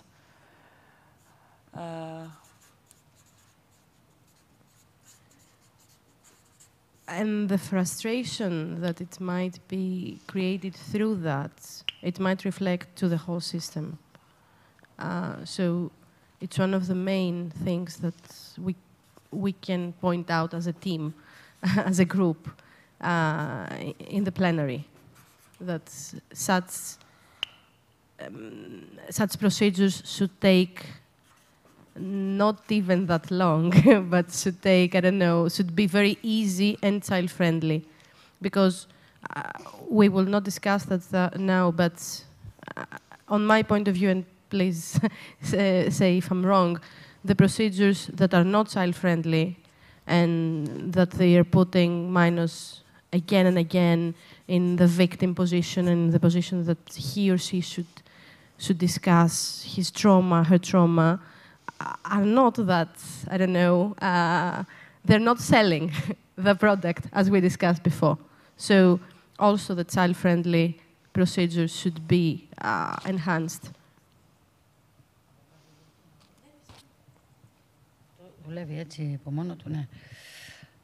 No, just I hear you, you know, and okay, we are trying as NGOs to do our best, but for sure, if we just stay yesterday that the minister was saying Greece is a transit country, and nothing else. So this is something which is not true. I mean, many kids want to stay, many refugees want to stay. The culture many times is, I mean, in many cases, it's more close to what, you know, it's Mediterranean. And so, and they say, they go to another country and maybe things are better, but in their heart, they still say, you know, I was better in Greece, more sun, the people were smiling. So to say, especially for unaccompanied minors, after so many years, I'm convinced that what they are looking at, they say, I will go to Germany, I will go to Sweden. I don't know. What is Netherlands? I don't know. So in deep on them, how you say, what really they want is just to make rules wherever and just start a life, start being on the move. And this, if we say, okay, Greece, we have to understand the European Union that there is not all member states the same. You have some countries at the borders. So you have to follow a specific policy there. So of course, I would be minister. Let's say I would never be, but let's say, of course I would say, oh, Miss Papa, I would say, no, Bob, I don't think so. I would stay only 2 months, believe me, they would throw me out. Please write that on record, please.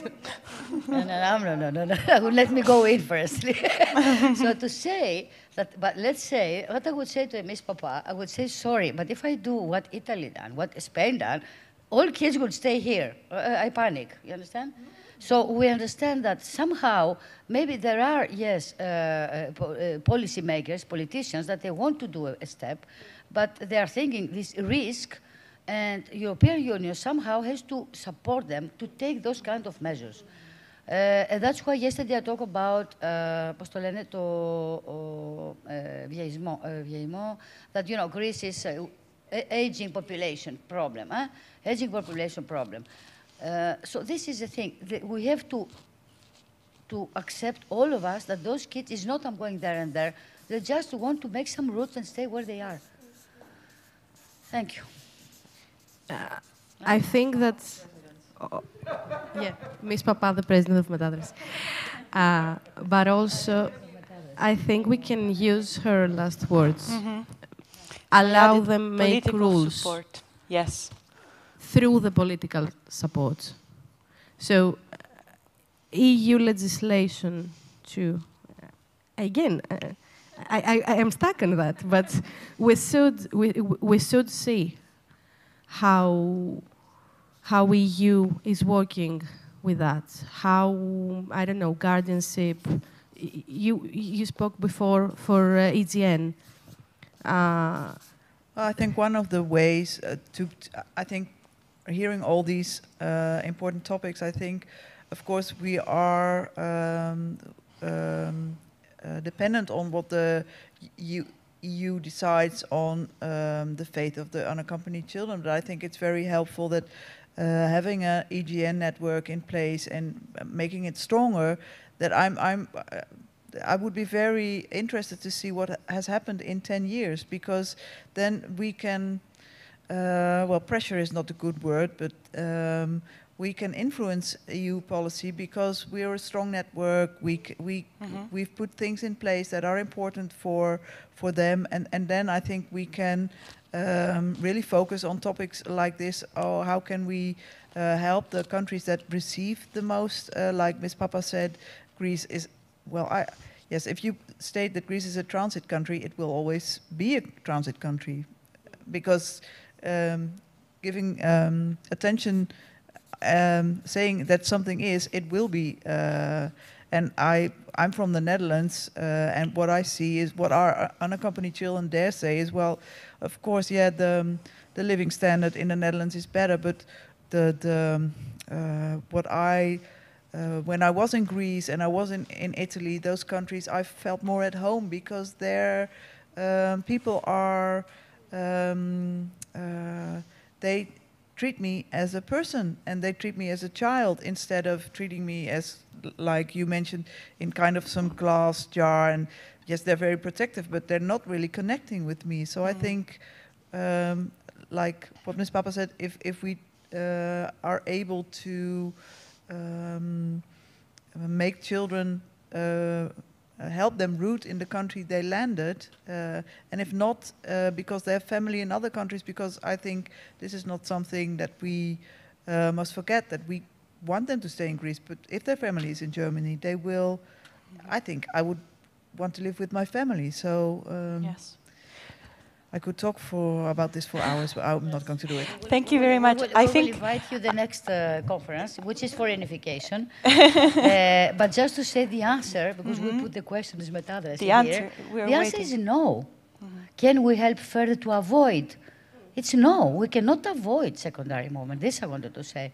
So the question, really, for us, I think, is how to rationalize in the best interest of the kids. Yes. And not to say, yes, it is, because this is the thing for politicians, can we avoid? So Greece doesn't want to avoid it all. And the other countries want to avoid. This is the thing. So this is the game here. So the answer is no. So as long as we don't realize that we cannot avoid, so, and as long as you're continuing doing this policy, you will have more secondary movements. Okay, there's no answer on that. It's the no. You have to accept it. I think we are coming full circle here, because we started now this last discussion from political support, and then you mentioned advocacy, influence, and it turned out that in the end this is really connected to networks, personal connections, and so on. And in the end, I guess the point is not avoiding secondary movements necessarily, but allowing those who want to stay to do so. This is really, really the missing. What is missing, and what all these points are about. Yes. Just the last point. I agree with Ms. Papa that we cannot avoid secondary movements, but we have to protect the children through that way. And I was thinking that before some years we were reading reports about children going missing in Europe. So we need to establish the mechanisms that no children is missing. I mean, we need data at national level. We need guardianship institutions to transnationally be able to cooperate and identify and support the children. That was and I think the transnational that Evdokia mentioned is one of the main things that we want to see. We want to see cooperations in an EU level that actually works. Platforms that actually work. We don't want to see something that it will be, I don't know, something that we, make it, but it's there, but nobody uses it. So it has to be friendly to the users. We have to convince. It has to be quick, it has to be simple. We have to convince our teammates to play with the rules that we are setting in order to be sure that, yes, we would avoid secondary movements or more. Because yesterday you said it, it's not only secondary movement. You can see someone going from Greece to Italy to Spain, again back, I don't know where, the Netherlands, blah, blah. And we still have minors behind that. And we want us to remember that, that they're not just numbers. They're not the unaccompanied minors that we lost. There are people that someone knew them, someone was their friend, and they are lost, or they're lost in the system. Yes. So I guess one good guideline is to stay true, especially for those of us who are working in the field directly with these children. One good guideline is just to stay true to their to the importance of accompanying them in understanding their motivations, their wishes, their desires. If their desire is to go somewhere else, that should be supported. There's no reason. It's not even sort of right to prevent secondary movement. If this is the plan, the wish of the child, but at the same time, if the plan is what is more also effective, what is best in the best interest is to stay, that should be possible. That should be made possible. And because we're running out of time. And out of space as well in the whiteboard. So this is getting messy. It's getting messy, so I think it's a sign that we should stop here.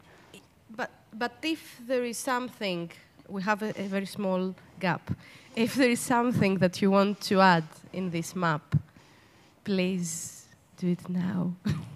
That's the time.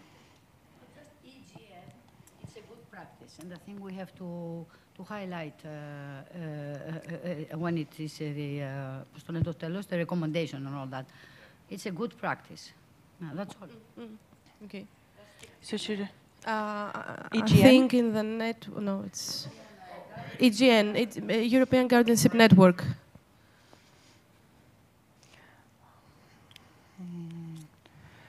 I will put it here. Let's see. So, we would like to thank you all for participating in this working group, the best working group. That's why it was like. Thank you very much. Thank you for joining us. Thank you for your inputs. I want to make you my compliments because how can I say this nicely? I went to a lot of END conferences and I got a lot of information, and it's interesting, but after half an hour it's like, okay, my head is full. But you managed to keep me connected for 2 days, and I found this with throwing, I have to organize my own END conference, and I'm going to take this with me. So yeah, we can do it. Bravo. Yeah, Yes. I'm really, really impressed. Thank you very much.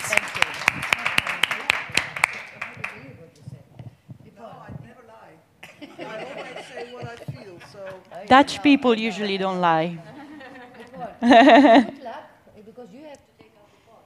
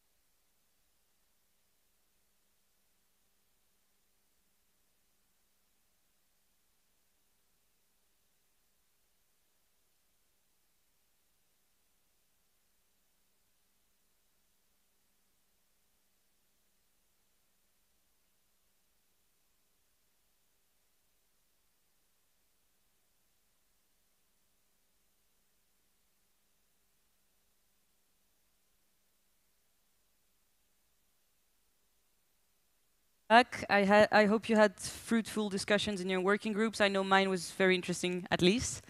But first, before we hear about the results, I would like to call Emanuela Soldato from Metadrasy to talk about the Photovoice research we did with unaccompanied minors.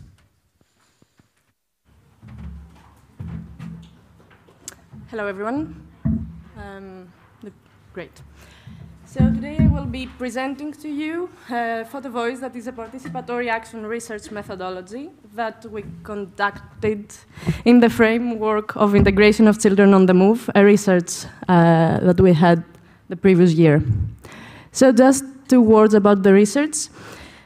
Funded by Comic Relief, the lead organization is Family for Every Child, and there were 3 more partners, Developmental Action Without Borders, NABA, Flüchtlingsrat Niedersachsen from Germany, and Metadrasy from Greece. So all 3 partners, we did more or less the same work, and Family for Every Child also had a great and deep desk review and held a lot of interviews around Europe. So what we did, we had 8 focus group discussions with 16 unaccompanied minors and young adults, with 12 supportive staff employees of Metadrasy, and with 6 foster parents that are in collaboration with Metadrasy. 4 interviews with key informants, experts on the field, and finally the Photovoice workshop that I will be presenting. So, what is Photovoice? As you may imagine, it is a combination of 2 words, photography and voice. And especially when we are dealing with traumatized population, vulnerable population, the talking may be too difficult, may be painful, and may just reach the first level of consciousness. And so here comes the art, and in our case, that was photography. As we may know, a picture is worth 1,000 words. And as I've said in the beginning, it's a participatory action research methodology, and this means that the participants, in our case, the unaccompanied minors, but this can be implied in every beneficiary group, they are not the recipients of our guidelines. They are not the recipients of our planning of the research. They're real actors. They are the subjects. And by this, I mean that they decide how many sessions we will have, of how long they will take, which are the subtopics that we will discuss or we will work on. Because, okay, integration was decided before them, but they decided how we will approach this, how many photos they will take, and how many of them they will bring to the group or just keep for their own. They also worked with titles in every photograph. They put titles, captions, and a small story that was important for them, why they did get that photo. And also they decided the next steps. Like in the end of the sessions, they decided all these material that was collected, what they want to do with this. And I will tell you. So our Photovoice, it was a very pilot first experience. We had a training from the Family for Every Child and Joanna Wheeler for this. And we had only 3 sessions. Here to say that 3 sessions are the minimum in order to have some really good results. And I can really support that every next session is a lot more meaningful and fruitful. The first one was an introductory one, and we discussed a lot about the rules of the group. The minors really brought them up, and also the ethical matters, and this is a huge discussion here, because of course it's their safety first.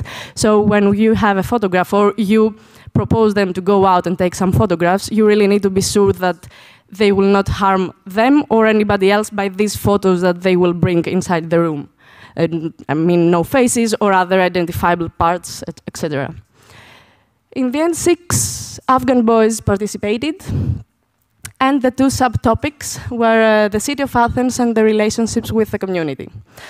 Just an example, there is a Photovoice report, especially for this workshop, that will be published soon, is ready, and we just wait the final steps. And also there is the bigger report of the whole research, both from Greece and from other countries, and the main one, that is also going to be published, I think, very, very soon.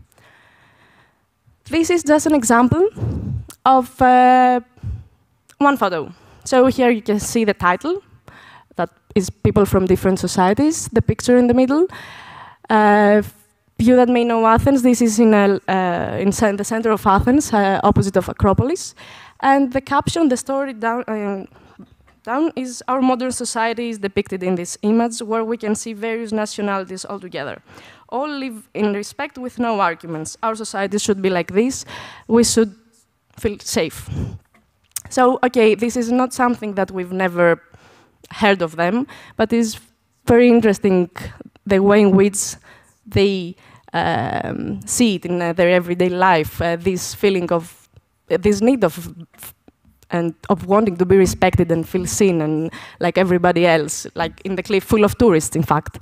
But for them it was like, okay, we could be like this, being browner, it's not that a big deal, we should be like this in our everyday lives. Some other examples, just to give you an idea, it was this one. This is not a photograph, of course, it's a picture, but it was really important for the children. It's doing the right thing in life. It is important to help people learn the right things and become better people. And there was a explanation that we really need your support, your guidance. We don't know how to be the right citizens, right, in inverted commas. And that was so moving for me, like from this image to bring something like this. These ones, pigeons are free, but they need feeding. It's in a metro station. It also comes with this combination of support, but liberty and individuality. And the painting. It's a painting I see every day going to school. It is interesting to see different things in art. Through painting, you can express anything, you can support anyone. Art is a means of self-expression and independence, since you are financially supported. This is a painting that represents life. And this brings me back to yesterday's second panel, I think, when we were talking about the everything that they need. It's not about housing or about food only. It's art also. This painting for this minor is something so important. It means life because it's on his way to school and maybe he imagines his future as an artist. And if we could bring up some recommendations from the research and the Photovoice, is their stress and how anxious they may be for their 18+1 day, and how much we need to focus on this, and it's absurd to think that 18+1 they come of age and they're on their own. The legal aspect is extremely stressful for them, and they really discuss it and how much may push them back in everything else towards integration. And finally, anti-discriminatory policies and actions. They really want to feel seen like everybody else in the society in an equal way with their the other students on the schools or in their neighborhood. They really felt like, how is it possible? They felt that they were seen in a different way because of their skin, of their scarf or anything. And they do have a voice. For me, that was obvious yesterday with Bahram and today with Bahram in our working group. They have a lot to say, and they are willing to share these thoughts with us, their dreams, their hopes, their fears. They are giving them to us. We have them in our homes, we have them in our homes, in our houses. And the question is, are we going to listen to them and do something? I think that was for me.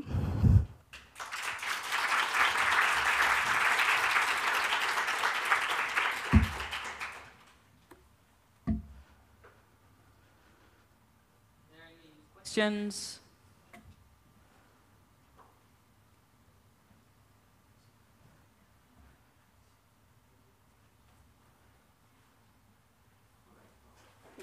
Thank you.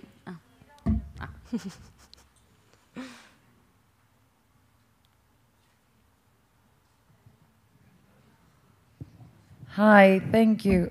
That was an amazing presentation. I loved all of the pictures and what they represented. So I'm so happy to hear that things as such happen. Is it something that, what I wanted to ask, is this something that has like potential? Is this something that, you know, you guys are going to develop more? Are you going to be doing other types of artistic events or, you know, similar activities? So this was in the framework of a very specific research at the international level, so that came to an end. But of course, I think this is a very interesting for Metadrasy to develop more, because it does have a potential. Of course, there are a lot of challenges. It wasn't easy for us to finally get to that point of realizing the workshops, because you have to have a really committed group of participants, be there every time, not to be 3 to 8, etc. So you need to have a connection with them beforehand. So yeah, of course there are challenges, and I can list them. But I feel that especially if we get closer also to the supportive staff that have the contact, have the relationships with the beneficiaries, can bring up a lot. And I think it's not something that we planned to continue, but it's in our minds to plan. Yeah. Thank you.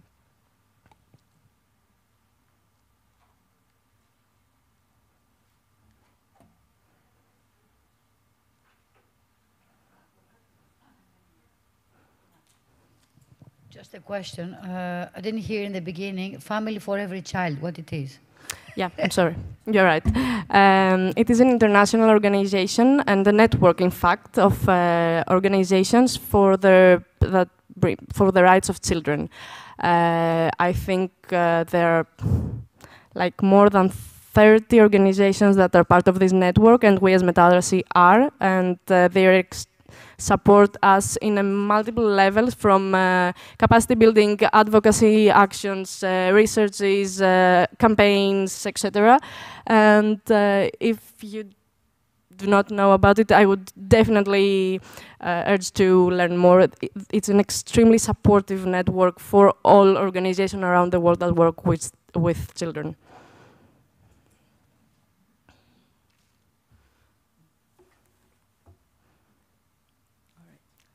I think that's it. Yeah, if there. Great, thank you.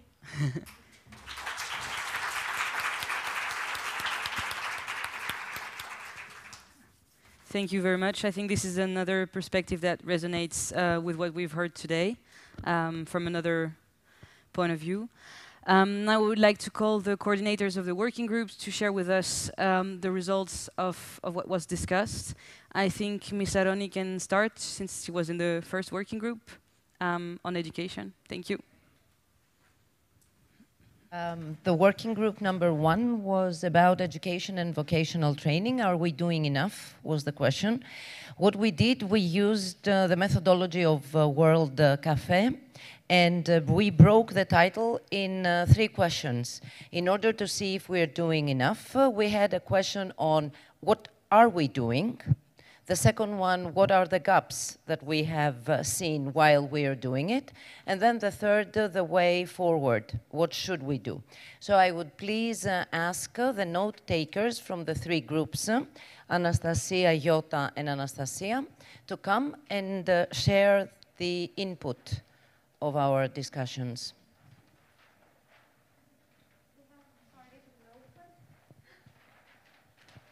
Okay, let's start with what have we been doing.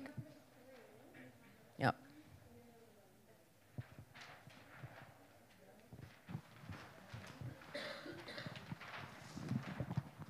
I can hold it for you.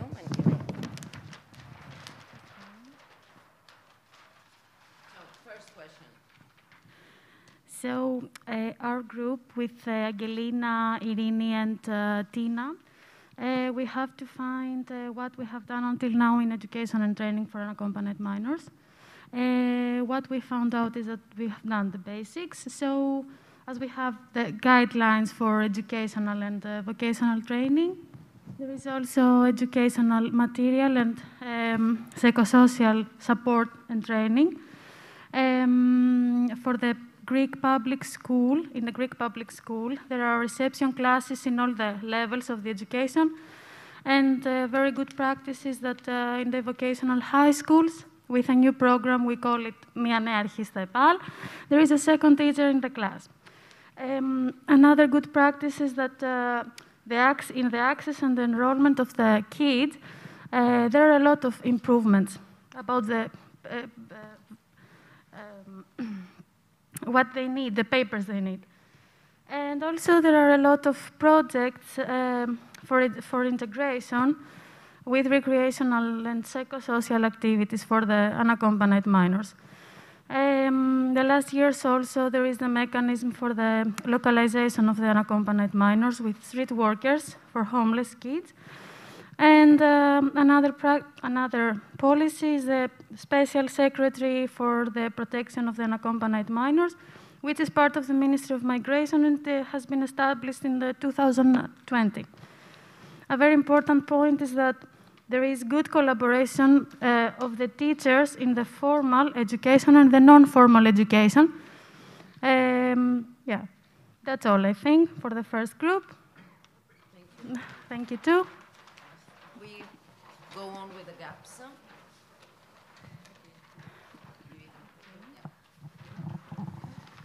Okay, regarding the gaps, we started with the gaps in the formal system, and regarding the creation of a system for the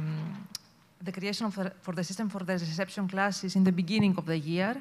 So children that are placed in the shelters in a later stage, it's difficult for them to integrate in the formal school system, in the reception classes, and managers are unkeen to accept them in the normal program of the school. The lack of the interculturality in the schools and the fact that the teachers there and the principal there are not very flexible with the coordination and cooperation with children that are not Greek children and have another profile, other characteristics and other needs, maybe. The lack of official guardianship that creates every year a problem with the registration, and the fact that the child does not have a specific contact person to fight for him in every level. Regarding the shelters, few educators as a staff, and in general, few staff in the shelters, so there is not enough time to focus on independence and individuality, reaching adulthood.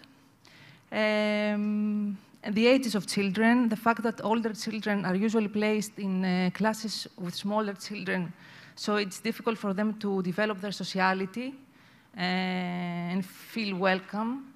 And all these problems are, of course, affecting children and create dropouts. So it's difficult for children to follow and difficult for the staff of the shelter to convince them to follow. In Metadrasy, sometimes we use the peer-to-peer interaction with other children that went to SEAL and try to give a good example.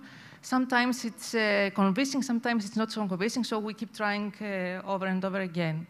The colleague from Netherlands shared with us the fact that there, after the child is turning 18 on one day, the guardianship program is stops, so the housing also stops, and he or she has to change the school, so this also affects and creates dropouts. Lack of specialization for the children, and we addressed the need for constant education for the teacher in the school, for the educators in the shelter, and generally for the staff in the shelter. The fact that unaccompanied minor status is not taken into consideration during the legislative procedure, so all the laws, all the facts that are created are having problems that then the organizations must address with advocacy. The fact that there is not an organized vocational training system for children that are reaching adulthood, and they don't have many choices for technical orientation and other choices after high school, because university is not available for them at this point. And we also addressed the need for close collaboration and exchange of information among staff members in a shelter, but in general with public and public organizations and private ones. Okay, I think that this is all. Thank you. And the last is the paper that I need to take with me to the ministry with all the steps that Thank we you. need to do and share it with all the ministries involved. Yeah, it's a bit fragmented though, so I'm not sure if we can submit it like that. So the next steps. The first thing we thought was job cancelling, but from the age of 15, both in the context of formal and non-formal education, but this time not as we do it at school, as a general course addressed to all children, something more individualized and personal. And also this could be loosely or not, or closely linked to seminars or workshops and a general survey, a research focused on the needs of the job market, and obviously networking. Something like what IRO does at Metadrasy, basically. Number two is a better structured non-formal education, maybe an institutionalized non-formal education, if this is possible. Also, there is the need to increase the scholarships or funding for tertiary education in order to support basically unaccompanied minors to have the same opportunities as the other kids do and equip them with the needed qualifications. Then, the same as you used as a challenge, to increase collaboration among mentors, teachers of formal education, non-formal education, social workers, guardians. Also, well, something that we mentioned yesterday as well, like to help these kids develop their soft skills. Also, I think Themis mentioned the situation with OAEV, that basically there are trainings that work mostly as internships for those, for the Greeks, basically, because they're all in Greek, and they're paid internships. And we thought that there should be something about the unaccompanied minors, maybe in English, in French also, why not? We also, I know this is more general, but giving them the opportunity to take responsibility, to stop being passive, and to motivate them and try to make them more independent. I know it's a bit general, but that's the overall goal. And also the regional involvement, so bottom-up procedure that would involve practitioners, teachers, social workers, everyone in the decision-making and in the policy-making. If you ask me, this is my, my own thought. And also, the last one is the teaching of native languages. We thought it was important to, let's say, help those kids kind of keep their identity in a way. So that's it. That's all we thought.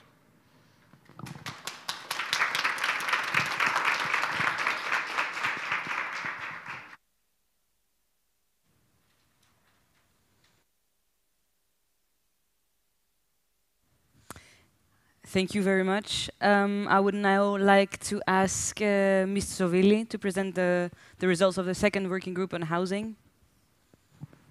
If you allow me to sit here and use my papers. So the question of the second group was, yes, a house is not a home. What are we missing to help unaccompanied children overcome their trauma?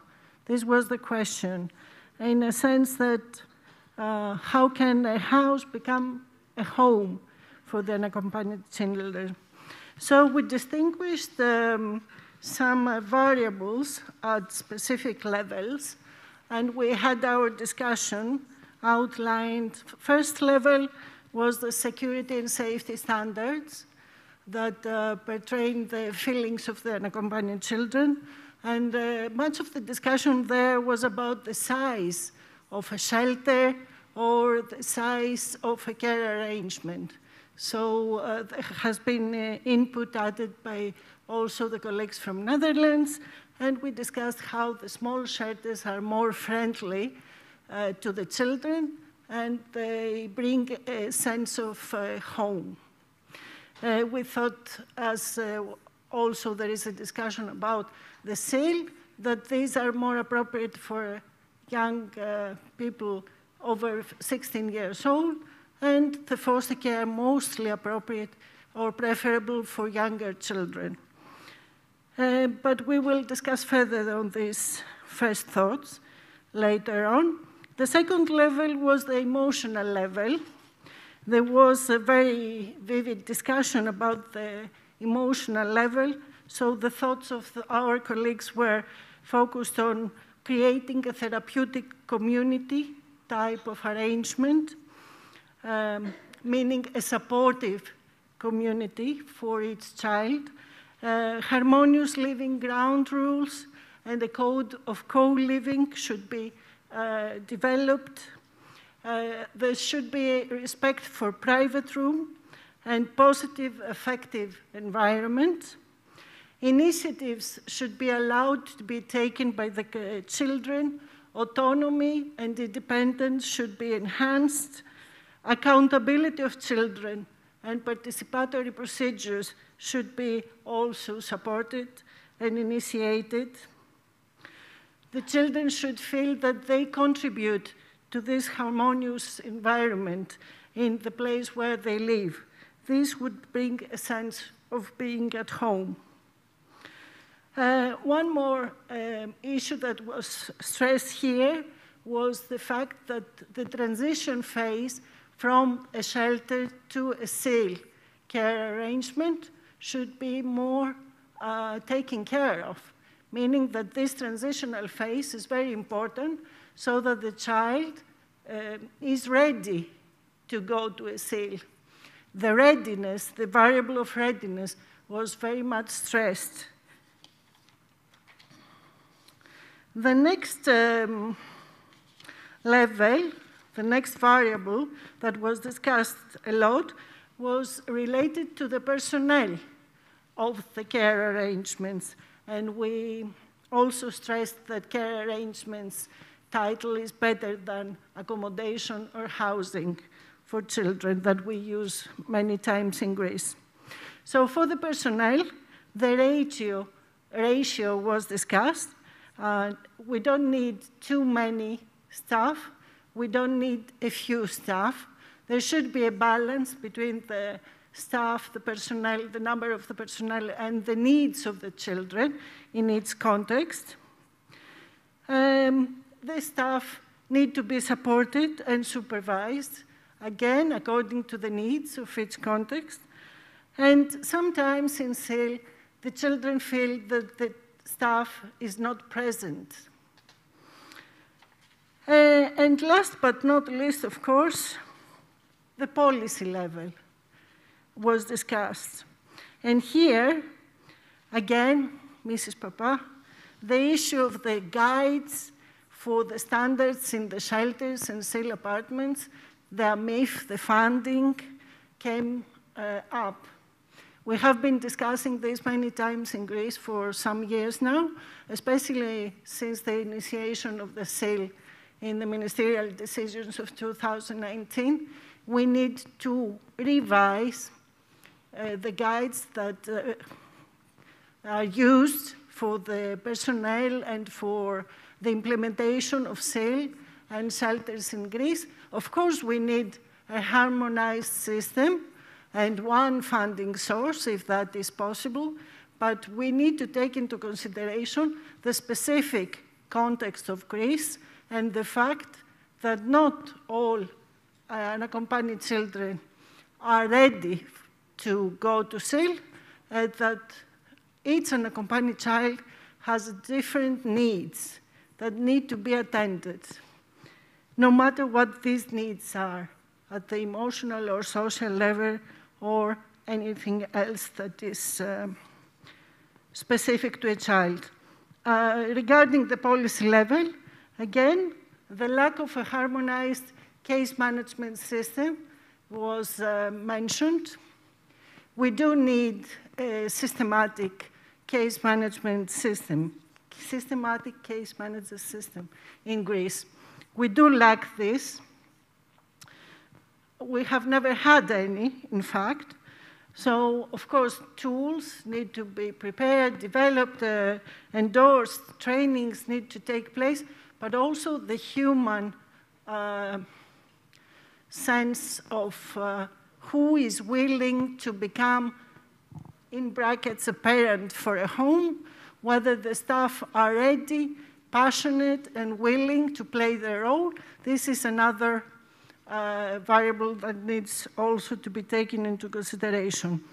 And a last point that was discussed at the policy level, we all know that abscondment can be high from time to time, and apart from a research that was conducted some years ago by Pharos, we don't have any measure taken by the state on this crucial issue, abscondment, and on the factors that are contributing to this phenomenon. That's it from our side. Thank you.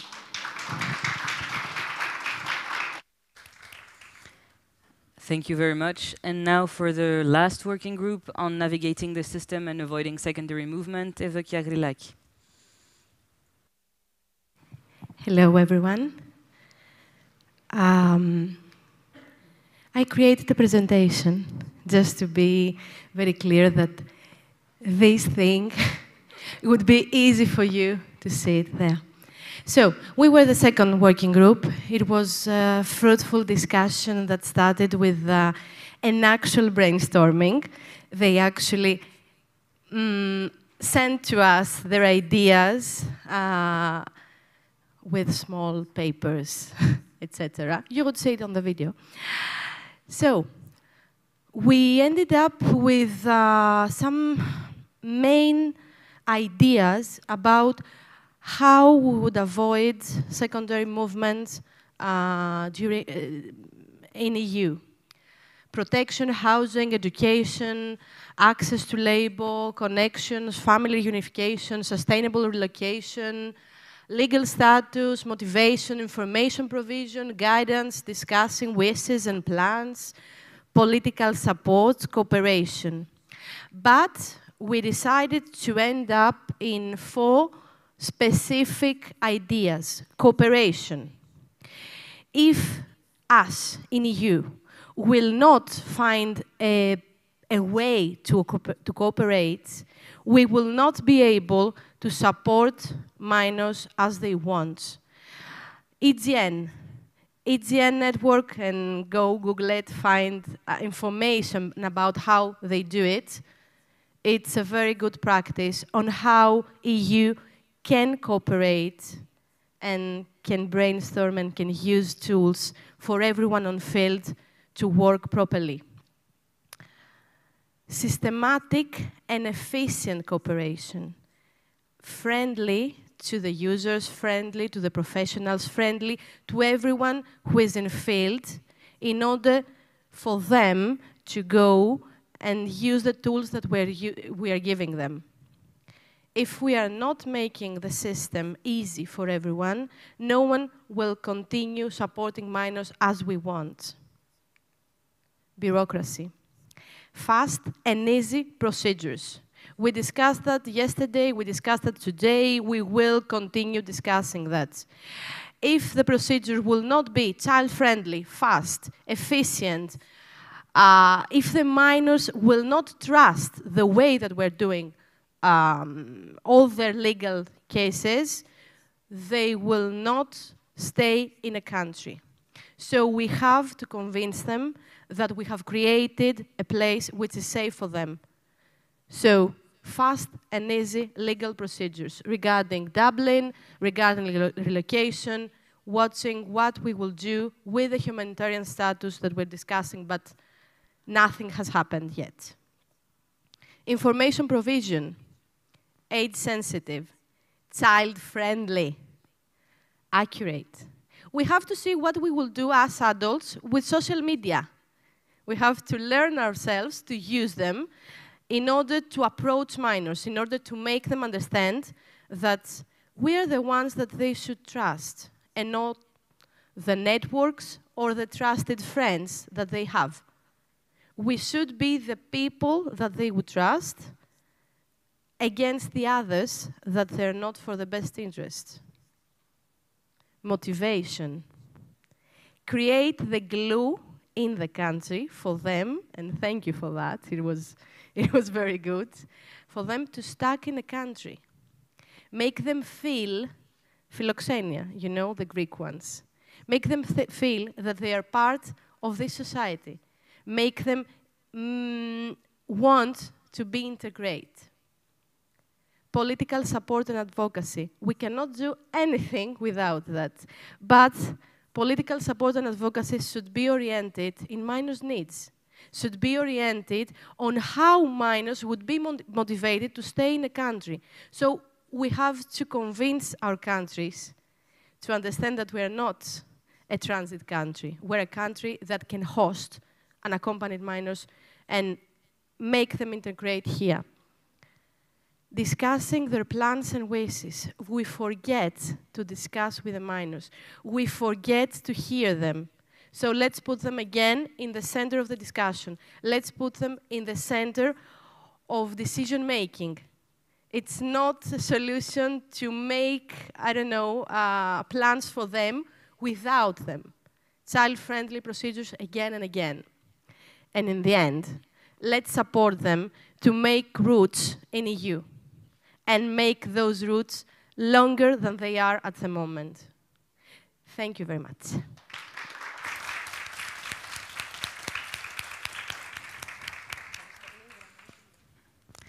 Thank you very much, Evdokia. I'm glad everyone has had fruitful discussions, and I think there's a lot that we need to think about individually and communally as organizations. To wrap this up, I'd like to call Dr. Eleonora Milazzo to make the closing remarks for this conference. Thank you.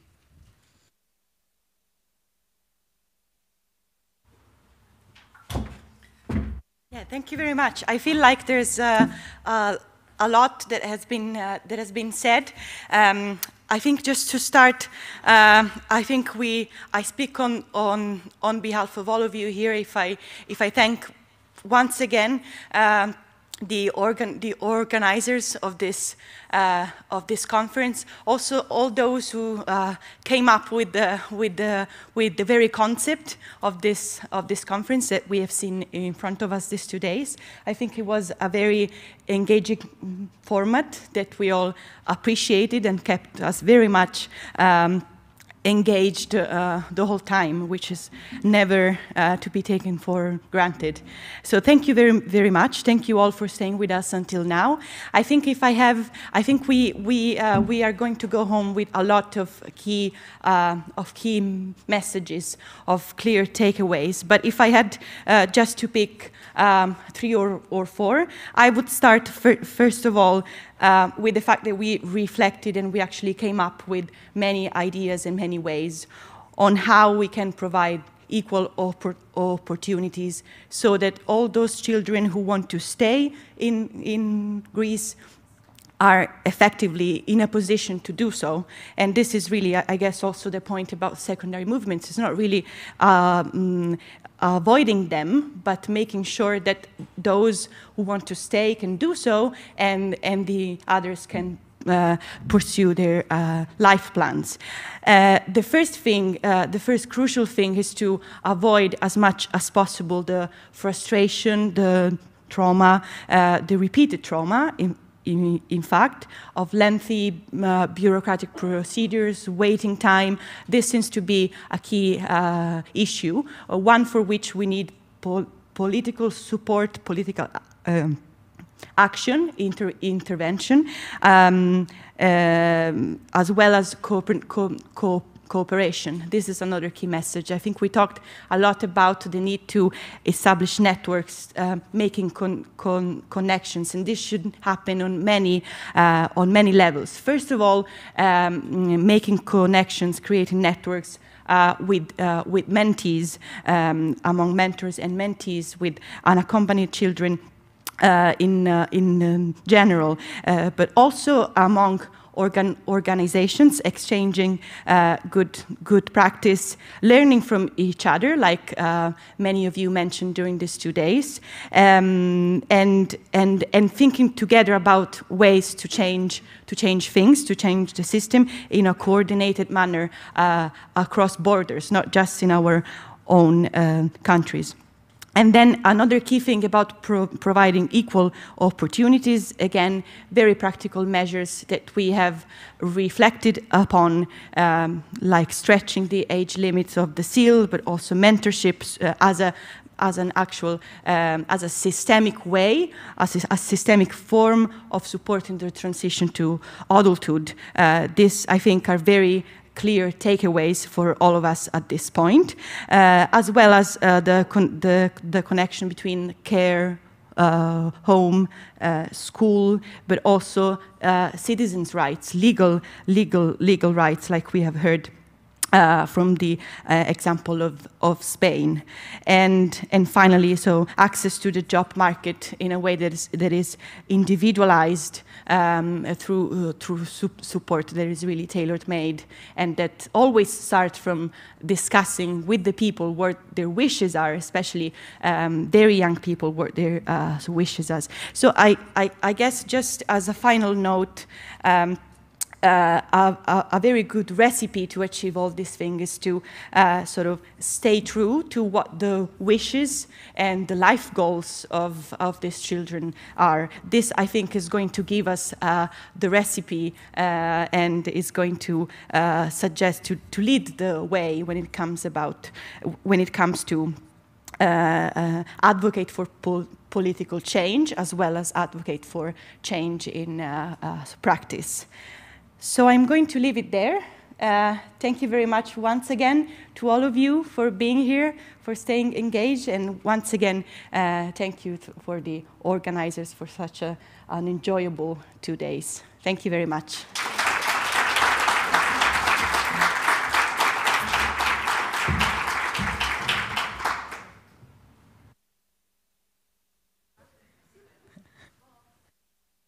Εσείς, κυρία Παπά, εσείς.